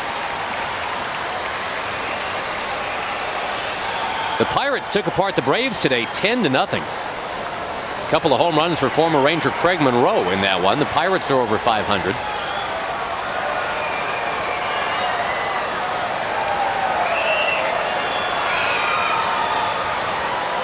Again, Crisp dancing around, and again, Millwood is concerned about that.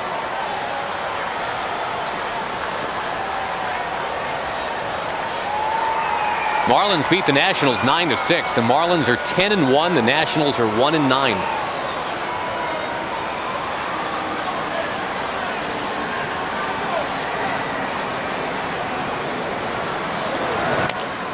Millwood coming down the mound. He's got it. He'll tag DeJesus, and Crisp will sneak from second to third.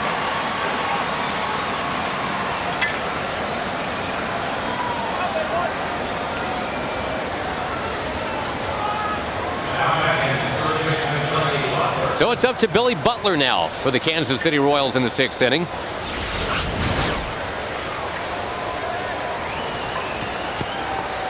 See Crisp going back and then taking off. Yeah, there wasn't much Kevin could do to stop him. You can't turn around and look him back to second base. You risk the runner, who's DeJesus, a pretty good runner, beating the play to first base. And make sure you get the one out there, which he did.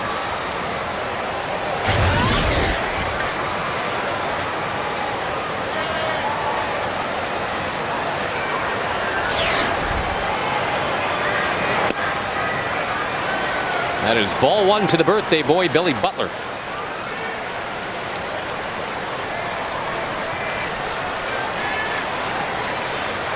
The Royals, like the Rangers, have some guys on their team that are not blowing out a lot of candles on the birthday cake quite yet. 23 years old is Billy Butler now.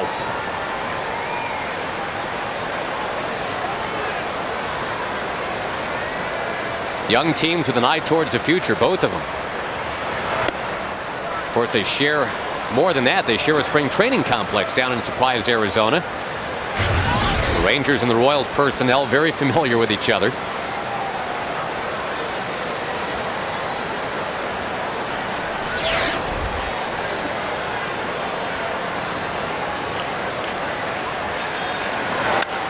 Down the line at third, fair ball. And Kansas City is on the board first tonight. Billy Butler takes it into the corner. It's the first RBI against Millwood all year. It's the first extra base hit he's allowed all year. A line-grabbing double for Billy Butler. And that leadoff walk comes back to bite. But coming into the game in 14 innings, Kevin had only walked one batter.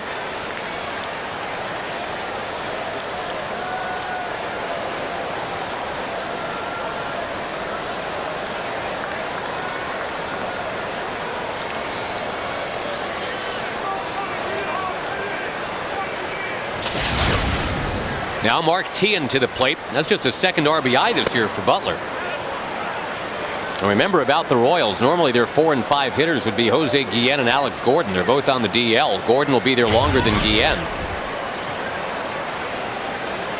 But the two guys that have been their replacements in this series, Butler and Teahen, have done a real nice job. That's ground foul by Teahen, the guy that had 5 hits last night.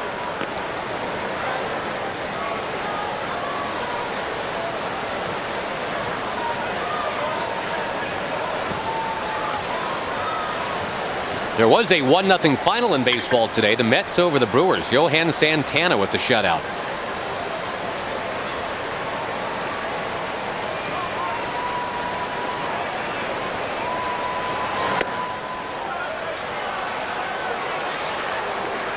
Close on that one, but no, 2-1.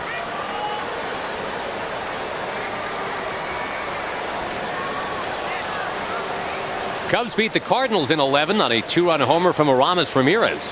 That final 7-5. Wave and a miss by Teahen.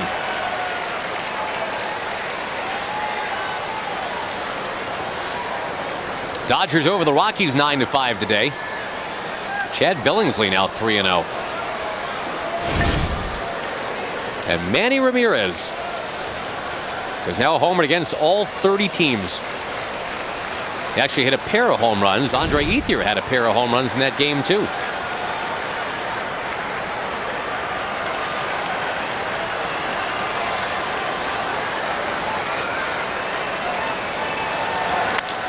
In the air right field, Nelson Cruz has got it.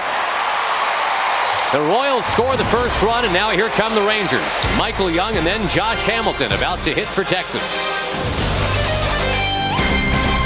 I got the grilled chicken sandwich on a wheat bun. Yeah, and I got the crispy other white meat with the bacon and the ranch. And That's the other white meat. Oh, the other white meat. Like pork's the other white meat, so chicken's the other white meat. But chicken is the original white meat, so you could just call it the white meat. Okay. Premium chicken sandwiches. New at Sonic. Try the Chicken Bacon Ranch. Just one of our new chicken sandwiches on a wheat bun made with whole grain. And don't forget happy hour for half-price fountain drinks and slushes. Time for that Sonic Slam inning, brought to you by Sonic, and the jackpot worth $900 plus tickets to a Ranger game and dinner for 2 at Sonic. Good luck to Deborah Villicana of Fort Worth. If a Ranger hits the Grand Slam this inning, we're giving away $25,000. You can register at any North Texas Sonic restaurant. The pitching duel between Millwood and Greinke. Finally, Kansas City breaks through with a run in the top of the 6th, and the Rangers need to get going against Greinke. Michael Young, thank you very much. Base hit right field.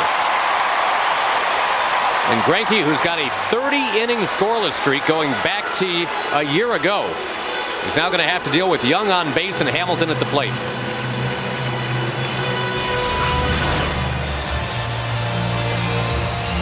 Well, the Rangers have hit the ball pretty well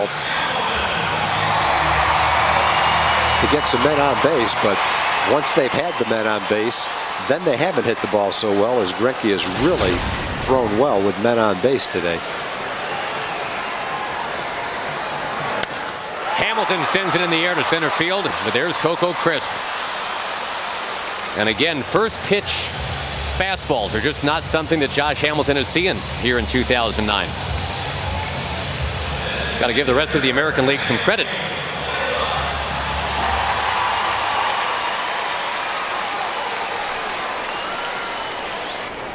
Hank Blaylock has found a way to go 2 for 2 against Greinke tonight. He tripled on an 0-2 pitch in the second and singled high off the wall in the 4th. He's hit a changeup and he's hit a curveball.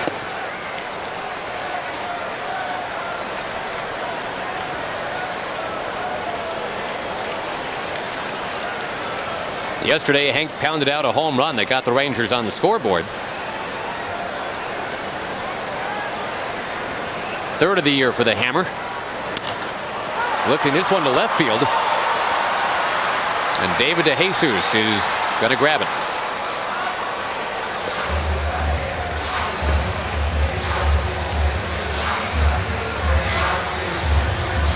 On the Ford leaderboard, the Rangers, who of course have been creaming home runs, they have homered now in 10 straight games, all 10 games coming into tonight. The 0-2 Indians, first 14 games. That's the standard, I guess you could say.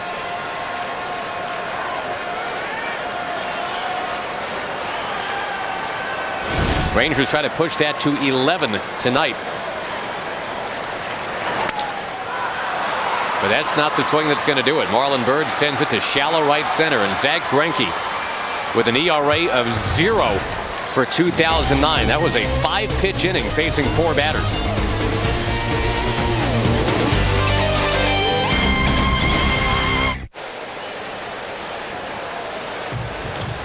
Summarizing at the end of 6 innings, that pitching duel that we forecast between Greinke and Millwood, we've got it. Kansas City's got the only run, that 2-out line-grabbing double by Billy Butler. That scored Coco Crisp, who had walked. No walks and 8 strikeouts for Greinke. Millwood starts off speed, the breaking pitch to Jacobs for a strike. Millwood's ERA for the year now is 0.9. Only one man is better in the American League, and that's his opponent tonight. Jacobs, a grounder to first. One down, Callaspo comes up, and we go to Jim Knox. All right, thank you, Josh. Look what we found here. It's Jack Ingram. He's going to be on the post-game concert. That's right outside the stadium. You got to be excited about that. You got close to over 45,000 fans on hand playing. You grew up here in the Texas area, went to SMU. Big Ranger fan? Absolutely. The first anthem I ever did in public was right there down at home plate a couple years ago, back in 2001, 2002. So it's good to be back. And we're going to have a great time out at the Hill. All right, you started writing songs when you were a psychology major over at SMU, and then all of a sudden now you're touring. What's next with Jack Ingram and his band? Well, besides tonight, the big show after the game, and then I got a record coming out this summer called Big Dreams, High Hopes. And I got a new single out called Barefoot and Crazy, and I got a bunch of tour dates, so I'm doing what I love to do. All right, well, we look forward to that after the game. And look who else we found here. It's Corby Davison of The Ticket. Josh and Tom, can you believe it? I can't believe it. Just hanging out with Jack. What question would you like to ask for Jack, Corby? I don't have a question for Jack, but I can tell you, Josh and Tom, unequivocally, in camp, the guy was the fastest swimmer. We grew up together, went to camp and stuff. Yep. He swam the mile swim faster than anybody at that stupid little camp we were at, and he could beat anybody here in any swim race there is, right? Unless Phelps is in here. So he's a good swimmer. Oh, he's great. That's good. That is good information, Thank you. Corby. I appreciate that. Well, what about you as a swimmer? I'm awful. That's a bad question, Jim. The question he wanted to ask me was, can I have a beer? But he's going to ask me that later. He's got to go home and take care of the kids. So. Yeah, I do. I got to go home. Okay. Bye, Josh and Tom. I love you. Love you, Cobra. Hey, ask the Cobra how his son enjoyed the game the other night. How'd your son enjoy the game the other night? Well, this is the first night. He's right over there, so it's his first game experience, and he hadn't thrown up yet, and he hadn't cried yet, so it's a success. That's success there, Josh. Got it. Awesome. All right, thanks, guys. Appreciate it. Looking forward to the concert after. We're all exhaling now that Corby's off the air. And Corby's got the best laugh. He does. No matter what he says, I laugh when he laughs. That ball taking off the bat of Callaspo. Well, that guy's swinging the bat pretty well in this series. Finally got him out, but he just missed it. I want to thank Corby for not breaking out the overcusser, too, by the way. Kevin Millwood, so far, again, just as in start 1 and start 2, not taking a lot of time in between pitches. He's going at guys. And that's been the toughest out in this series. Other than Tian, I guess, has been Callaspo. He's 2 for 2 tonight, had 3 hits yesterday.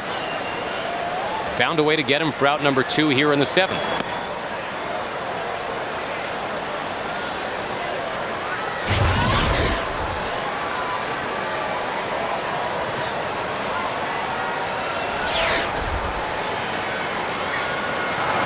Olivo sends one deep to left field. Marlon Byrd going back. He'll turn And look, and it's gone. It snuck out over that Arizona-San Francisco final.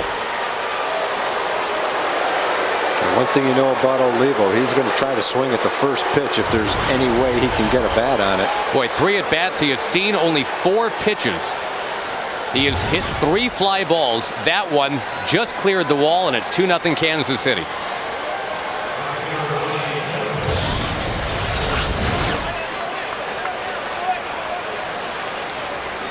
Yeah, that's just early in the count. He's going to try to, if he can get the bat on it, he's going to swing at it. And that was a pretty good pitch for him to hit. Fastball in the rectangle. The other side of it is, it's one thing to get the pitch. It's another thing you still have to hit it. Yep. And he just skimmed it over the top of the wall. For Millwood, his first 19 2/3 innings this year, he had not allowed an extra base hit. That came to an end with the run-scoring double last inning, and now the first home run he's allowed. It's Olivo here in the 7th.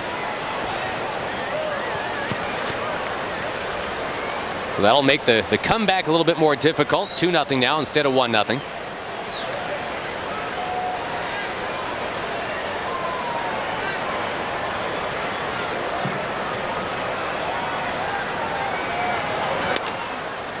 Reaching out for it is Bloomquist. He'll tap it to Davis, leading Millwood to the bag. Last inning, the 2-out double. This inning, the 2-out homer. And at the 7th inning stretch, 2-0 Kansas City.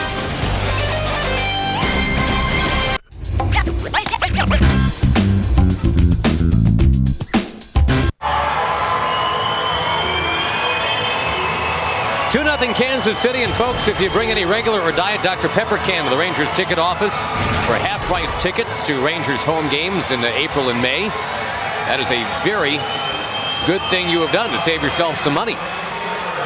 972 Rangers is the number to call. This is sponsored by Mix 1029. Some restrictions do apply. Now, we're told there's some weather in the area. Now, there's always weather, but I mean, there's nasty weather fairly close to here. And it hasn't hit the ballpark yet. We're not sure it is going to hit the ballpark, but just in case, they're thinning out the upper deck right now as we go to the bottom of the 7th inning. And we do so with a new right fielder. Mitch Meyer is in the game in right field, we are told, for Kansas City. The Rangers right fielder at the plate, Nelly Cruz, takes the strike. Mitch Meyer called up from Omaha just the other day when Alex Gordon went on the DL.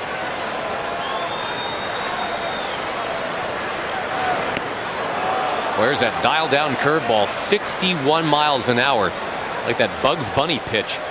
He's just got an outstanding assortment of pitches. He's got the slow curve, the high, the hard slider, good changeup, well above average fastball, and excellent command of them. Down that right field line, and Mayer into the wall. He got it. You don't see that play many times. Most outfielders have a hard time in right field with that wall, but he stayed with that play. It's not a pinch hit appearance, it's a pinch fielding appearance, really. Right away, he's asked to do something, and he smacks into that wall and takes one away from Nelly Cruz. Again, Greinke last inning needed only 5 pitches to get through 4 batters. 78 pitches total for the game. That is one thing that I guess the Royals wanted to see him get better after the first 2 outings. I mean, you could say, how can the guy get better? He had shutouts through 5 innings and 6 innings his first 2 games. But that's the point. He lasted only 5 innings and 6 innings because he was using too many pitches to get through. Tonight, with a much more economical pitch count, you don't see any reason he's not going to be around in the 8th or the 9th.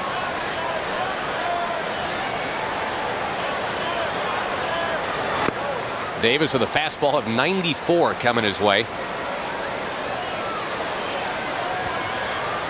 Got an email from somebody wondering, have there ever been innings where only 3 pitches were needed? And the answer is yes, but they're very rare.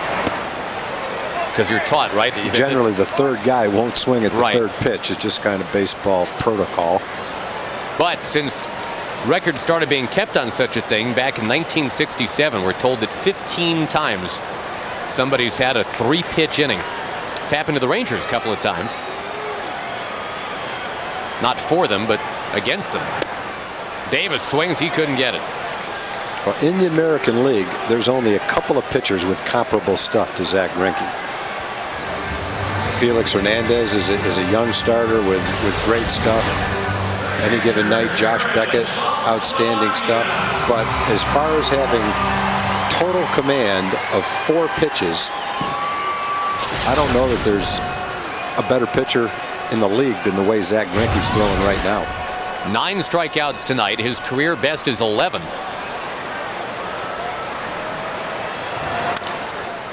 And again, swinging early in the count. You know he's throwing strikes, so I guess you might as well. That's another very quick inning for Zack Greinke. He had 5 pitches last inning, needed 9 this inning. It stays 2-0, and it's back to Kevin Millwood.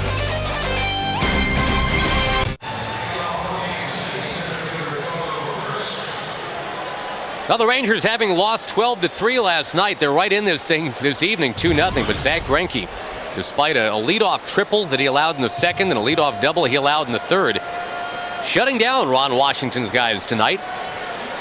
Kevin Millwood has kept it close. In fact, this game was scoreless into the 6th inning.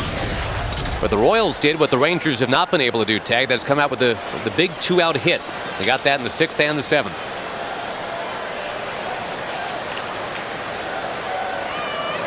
Coco Crisp, the bunt. Millwood, the 1-bounce throw, and vacuumed up by Davis. Nice play right there by Chris. Kevin's right on top of him. Shoveled the ball one-handed on a bounce, and Chris stayed right with it with a runner bearing down on him. Chris got a good chance to get a base hit if he can get the ball by Kevin. Well, that's a great play by Davis. You're right. And, you know, Kevin's got a tough throw because watch when he throws this ball, the runner is kind of right in his way, so he has to throw it to the left. And Chris hangs on and makes the play. Millwood, I think you'd have to say, in much better condition to run down the mound and make that play this year. Yeah, and he's covered first base about 3 or 4 times tonight too. So I don't think there's any question of that. Michael Young in on the grass at third as Mike Avila steps in there.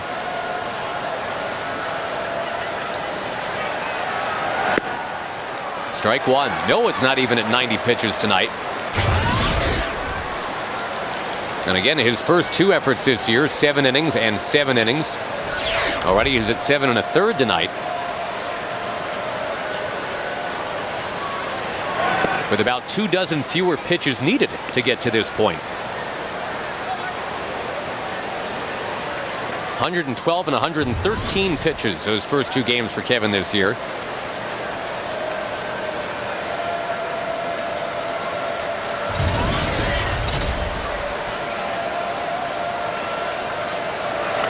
Fouled back by Aviles.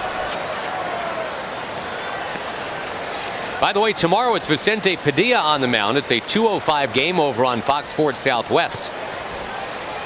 And if you come to the game, you get the giveaway red cap tomorrow, courtesy of Fox Sports Southwest.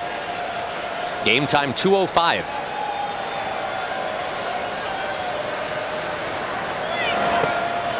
Kyle Davies, former Atlanta Braves prospect, on the mound for the Kansas Cityans tomorrow. And the Rangers have the day off Monday, and boy, they better bring their bats with them to Canada. They get Roy Halladay to open that series with the Blue Jays Tuesday night.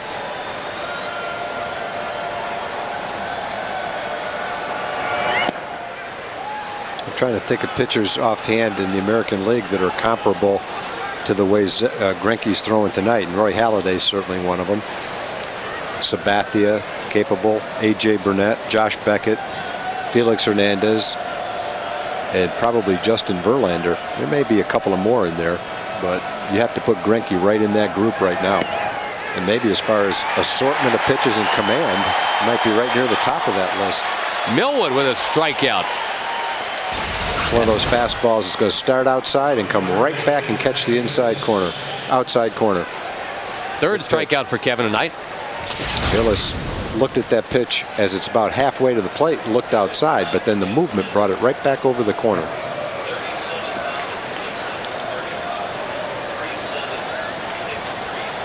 Crowd of 37,635 watching on tonight. And again, the Jack Ingram concert after the game.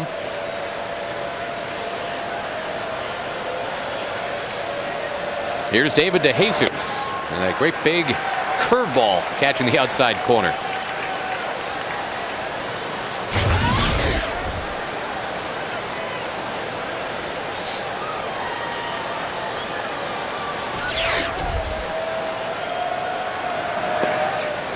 Neither bullpen has stirred tonight, though there is news out of that Rangers bullpen because of the young face that's been added to it. The Rangers calling up 22-year-old Derek Holland.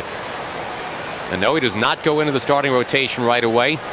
He has to sit out there in the bullpen and just kind of take stock of his new surroundings.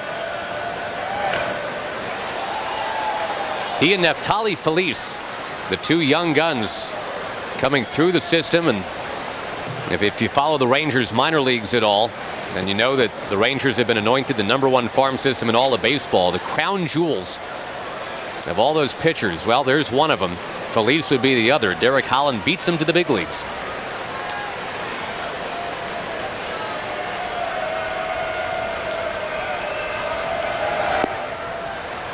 Breaking ball down and outside. 2-2 to DeJesus.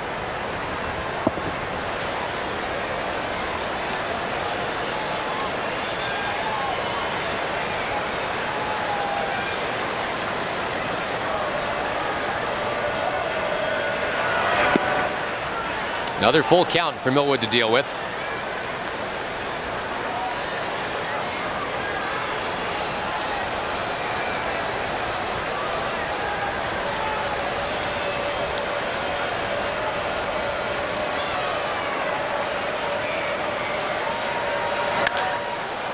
Kinsler plucks it out of the air, and he's coming in to hit now. Andrus will get it started, then Kinsler, then Young, and if it all sets up, then Hamilton as the Rangers trail by 2.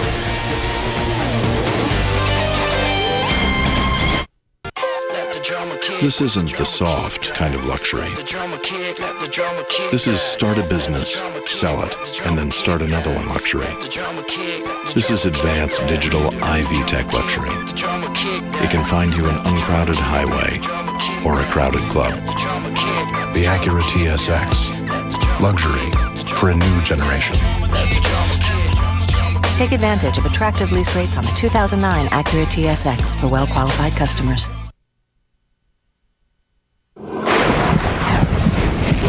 She always talked about wanting a Mercedes someday, so she wasn't really very specific about that, but you know, maybe one day we can make that happen. David Murphy grabbing life by the horns. David, kind of a conservative guy. Would do that for his wife, though, I'm sure. David's not the kind of guy that would go to some sort of nightclub and make it rain or anything. He could make it drizzle steadily, probably, but nothing too crazy for David Murphy. The pitching comparison, Greinke and Millwood. We'll get you back to that. Greinke, 9 strikeouts, no walks. Millwood's had to work a little bit harder tonight. Has had a more of an even bent in terms of balls to strikes. Andrus flying down the line. He's out. Greinke's probably been ahead of more hitters, and obviously he hasn't walked anybody, so that's kind of a manifestation of that. But very little that you can pick on in terms of what Kevin Millwood's been all about tonight. A 2-out double, scored 1 run. Then a 2-out line drive home run, scored the other. No, in our ballpark, with our offense, 9 times out of 10, and maybe more than 9 times out of 10, if the starting pitcher gives up 2 runs and 5 hits in 8 innings, you're talking about him in the post-game show as what a great start he's had. There goes Kinsler in the right center field, sitting down for a base hit. Ian's now been on base in every game this year. And now the Rangers get to go to work. You've got Young coming up and then Hamilton.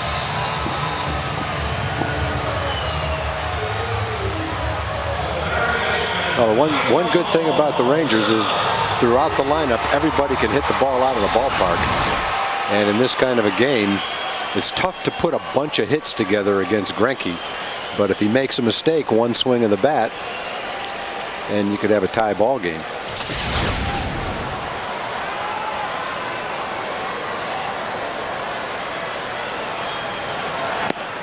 Michael Young, 5 hits lifetime against Greinke, but they've all been singles. Kinsler has a home run against Greinke in the past, but he's base running right now. The only other Ranger on the roster that's ever had a home run against Greinke is Omar Vizquel.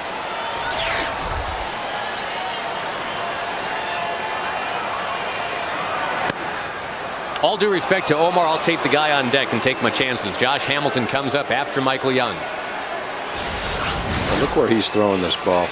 I mean, if that's a strike, it's very tough to do. It is right on the outside corner, but wow. Even the one that wasn't called a strike looked like a pretty good pitch. One before it. Another one that nosedives, and Michael Young is behind 1 and 2 with Hamilton on deck.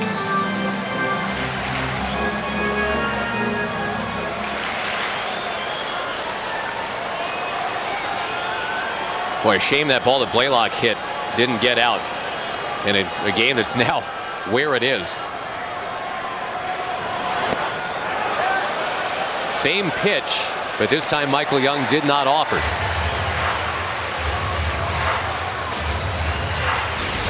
Well, this is definitely a strikeout pitch, that hard slider, and Michael did check his swing. A good call by the first base umpire, Chris Guccione. The Gooch.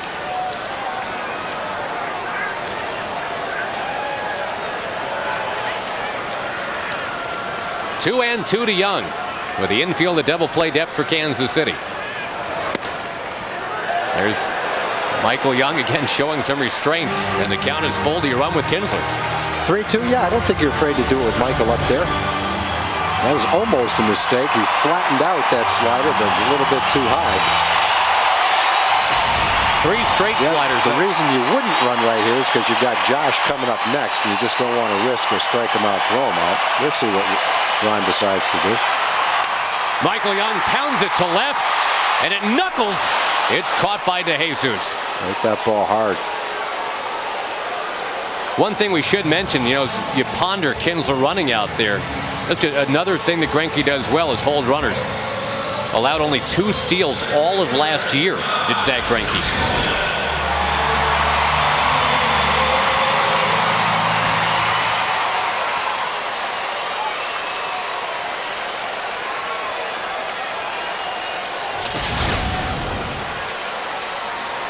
So now the fan favorite Josh Hamilton with a chance to tie the game. It's 2-0 in the 8th. And a rare first pitch fastball to Josh, but it wasn't like it was down the middle.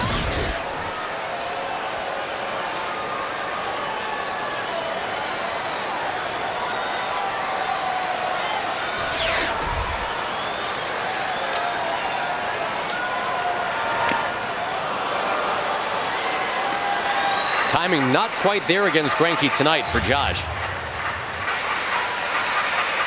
Couple of strikeouts and a flyout for Hamilton so far.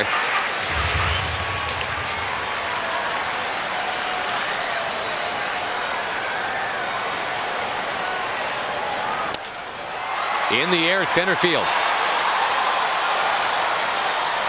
Greinke's got a shutout through 8. Kansas City 2 and the Rangers nothing on My 27.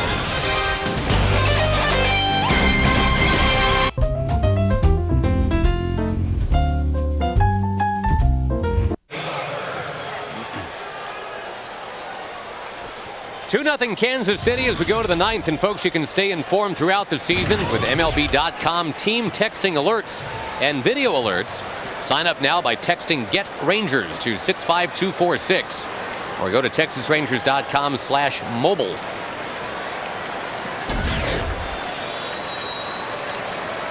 Along with Tom Grieve and Jim Knox and our entire Fox Sports crew tonight, Josh Lewin in Arlington, a crowd of 37,000 plus watching on, and it's been all about the pitching tonight. Millwood's been great, but Zach Greinke has been, I guess, a shade beyond that tag. He's got 9 strikeouts, no walks, and a shutout. Yep, it's been fun to watch both pitchers. They've done a great job tonight. Rangers have had some chances to score, but when they've had those chances, Greinke has been at his best. Well, that's the thing with the game scoreless. Blaylock at third and nobody out. He got Marlon Byrd to bounce to third, then struck out Cruz and struck out Davis. The Rangers in the third inning had Saltalamacchia lead off with a double. Andrews dropped down the sacrifice to get it to Kinsler and Young. But Kinsler struck out, Young bounced out. And the Rangers have had occasional blips since then, but no major scoring threats like those two. And they just have been shut down by a good pitcher tonight.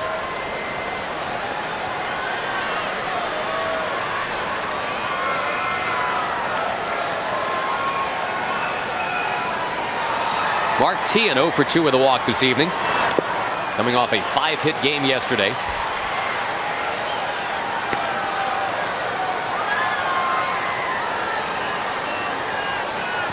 Well, the Rangers came in with 22 home runs to lead the major leagues. That's 19 more than Oakland, by the way. The A's still have 3 home runs for the year. Nelly Cruz has 5. Tonight they came close on a couple of baseballs, but you check the scoreboard, it says 2-0 Kansas City.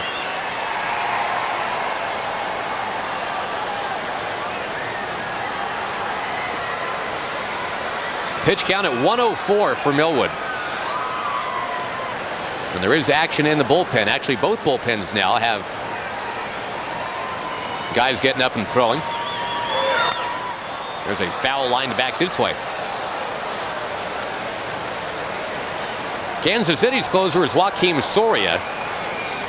And he's getting ready if the Royals decide that they want to go that way. Frankie Francisco is warming up out in the Ranger bullpen. He hasn't thrown in a while, so he's getting some work in, and he'll be ready if Kevin needs him. High fly ball off the bat of Teahen, takes off to the track. Hamilton is there. He's got it.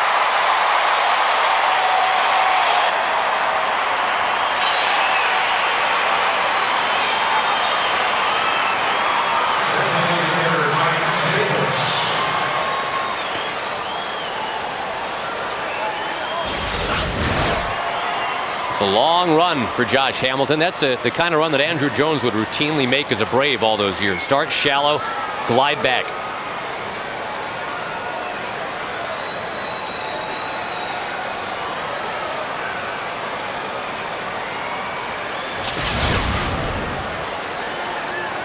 Andrew Jones tonight a couple times has been out there warming up Kevin Millwood in between innings as Saltalamacchia got the catcher's gear on. Line shot foul by Jacobs into the crowd.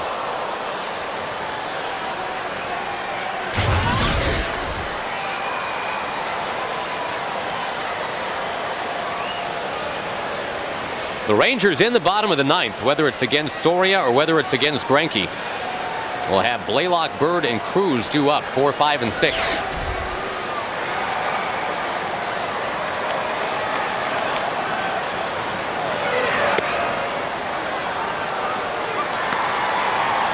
Again, the game tomorrow at 2:05. Then the Rangers have the day off Monday and hit the road. They go to Toronto.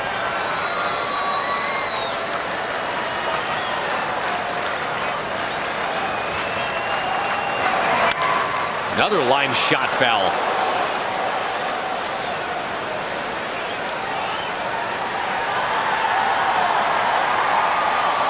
Now Kevin, in his first game, threw 113 pitches. His next game, he threw 112.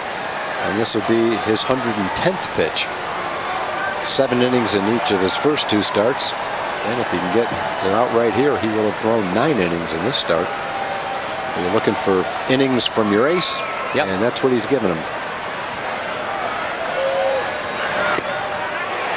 On appeal?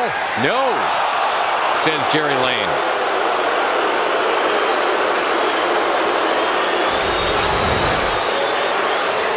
That's close. Too close to call for me. I'll defer to the umpire on that one. That's why you're up here and he's down there. That's right. He probably has no desire to be up here, and I have no desire to be down there. The 2-2 in the air left field. Marlon Byrd settles under it. It's 9 innings in the books for Kevin Millwood. Now the Rangers need the comeback. Bird among those coming in to hit.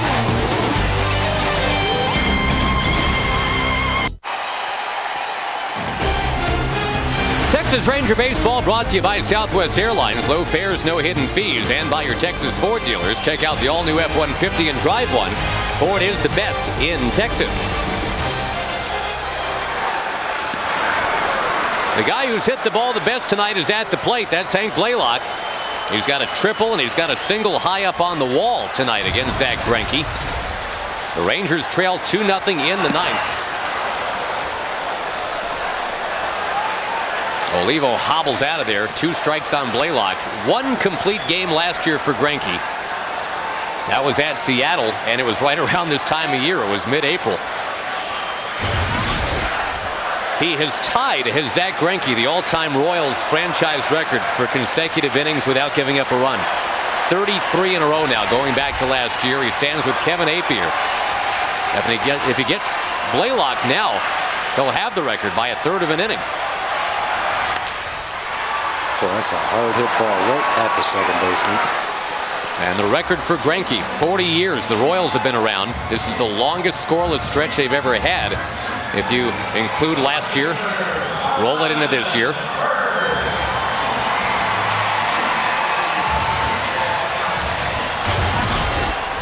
Millwood's ERA is going to be about 0.8 come tomorrow. Or check that, because of the second run allowed tonight, actually be up in the 1.1 range. 1.17 we are told, which is still outstanding. 3 starts into your season, you're at 1.17, but Greinke's got a shot 3 games in to be at 0.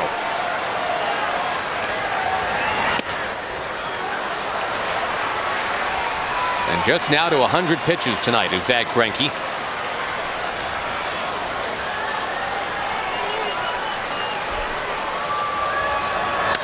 Bouncing ball. And 2 down. This big crowd is waiting to have something to cheer about. Zach Greinke's made that very difficult tonight.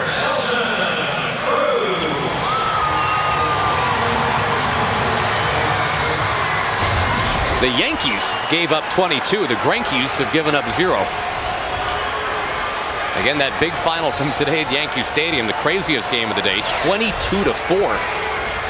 The Indians over New York. This game is a little too tame, 2-0. And a terrific effort by Kevin Millwood tonight. And more often than not, in fact, a lot more often than not, Kevin goes 9 innings, gives up 2 runs. He's going to get a win. The only mistake Kevin made tonight was being paired against Zach Greinke and the way he's throwing tonight. It's going to shut down a lot of teams the way he's throwing the ball.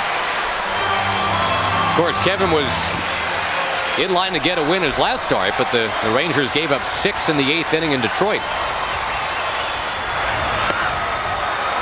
In for a strike to Nelly Cruz.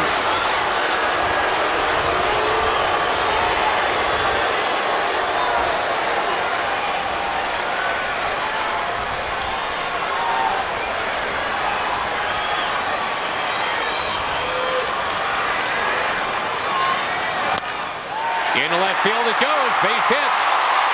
Nelson Cruz takes that turn. Doesn't want to be the last out at second base. Chris Davis has a shot to tie it up.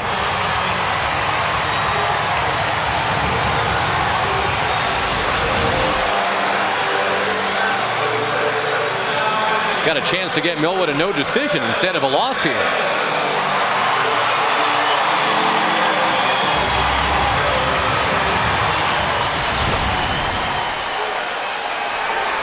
Soria is ready in the bullpen. 106 pitches for Greinke, and what do you think? I think if he takes him out, our fans are going to boo him. Just want to make sure he's okay. Trey Hillman leaves him in. Now Davis hasn't hit the ball out of the infield tonight. 2 strikeouts and a ground out. But as you know, he is capable of taking one midway up to the upper deck. Well, after 106 pitches, Greinke's a little more apt to make a mistake now than he was early in the game. And that's all it takes is one mistake.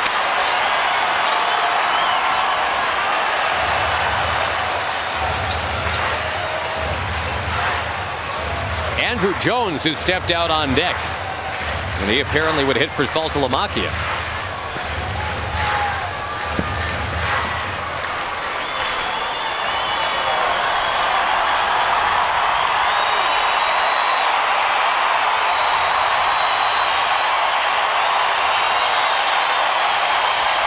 Runner goes.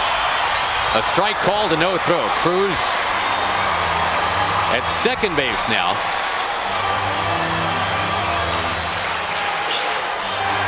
Defensive indifference. They will score it, no steal.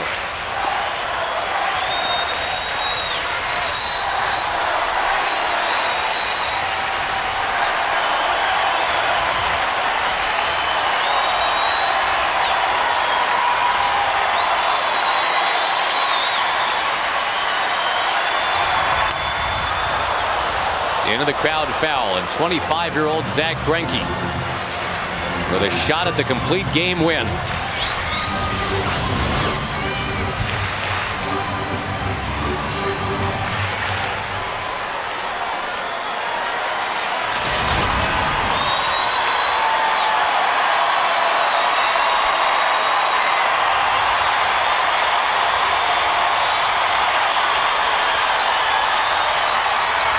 Skipped it up there, and Nelly Cruz takes off to third.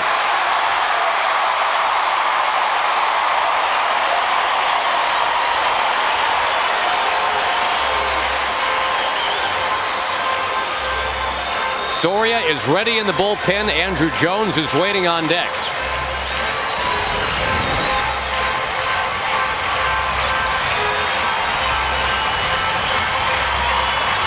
He's at 110 pitches right now. May not pitch to another batter if Chris gets on.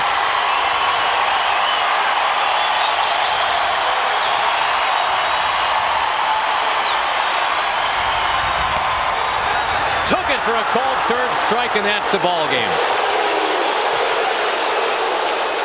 25-year-old Zach Greinke, who has tamed his inner demons, who has fought through a lot, has ascended to one of the elite pitchers in the American League, and he proves that tonight. He shuts out the Rangers 2-0.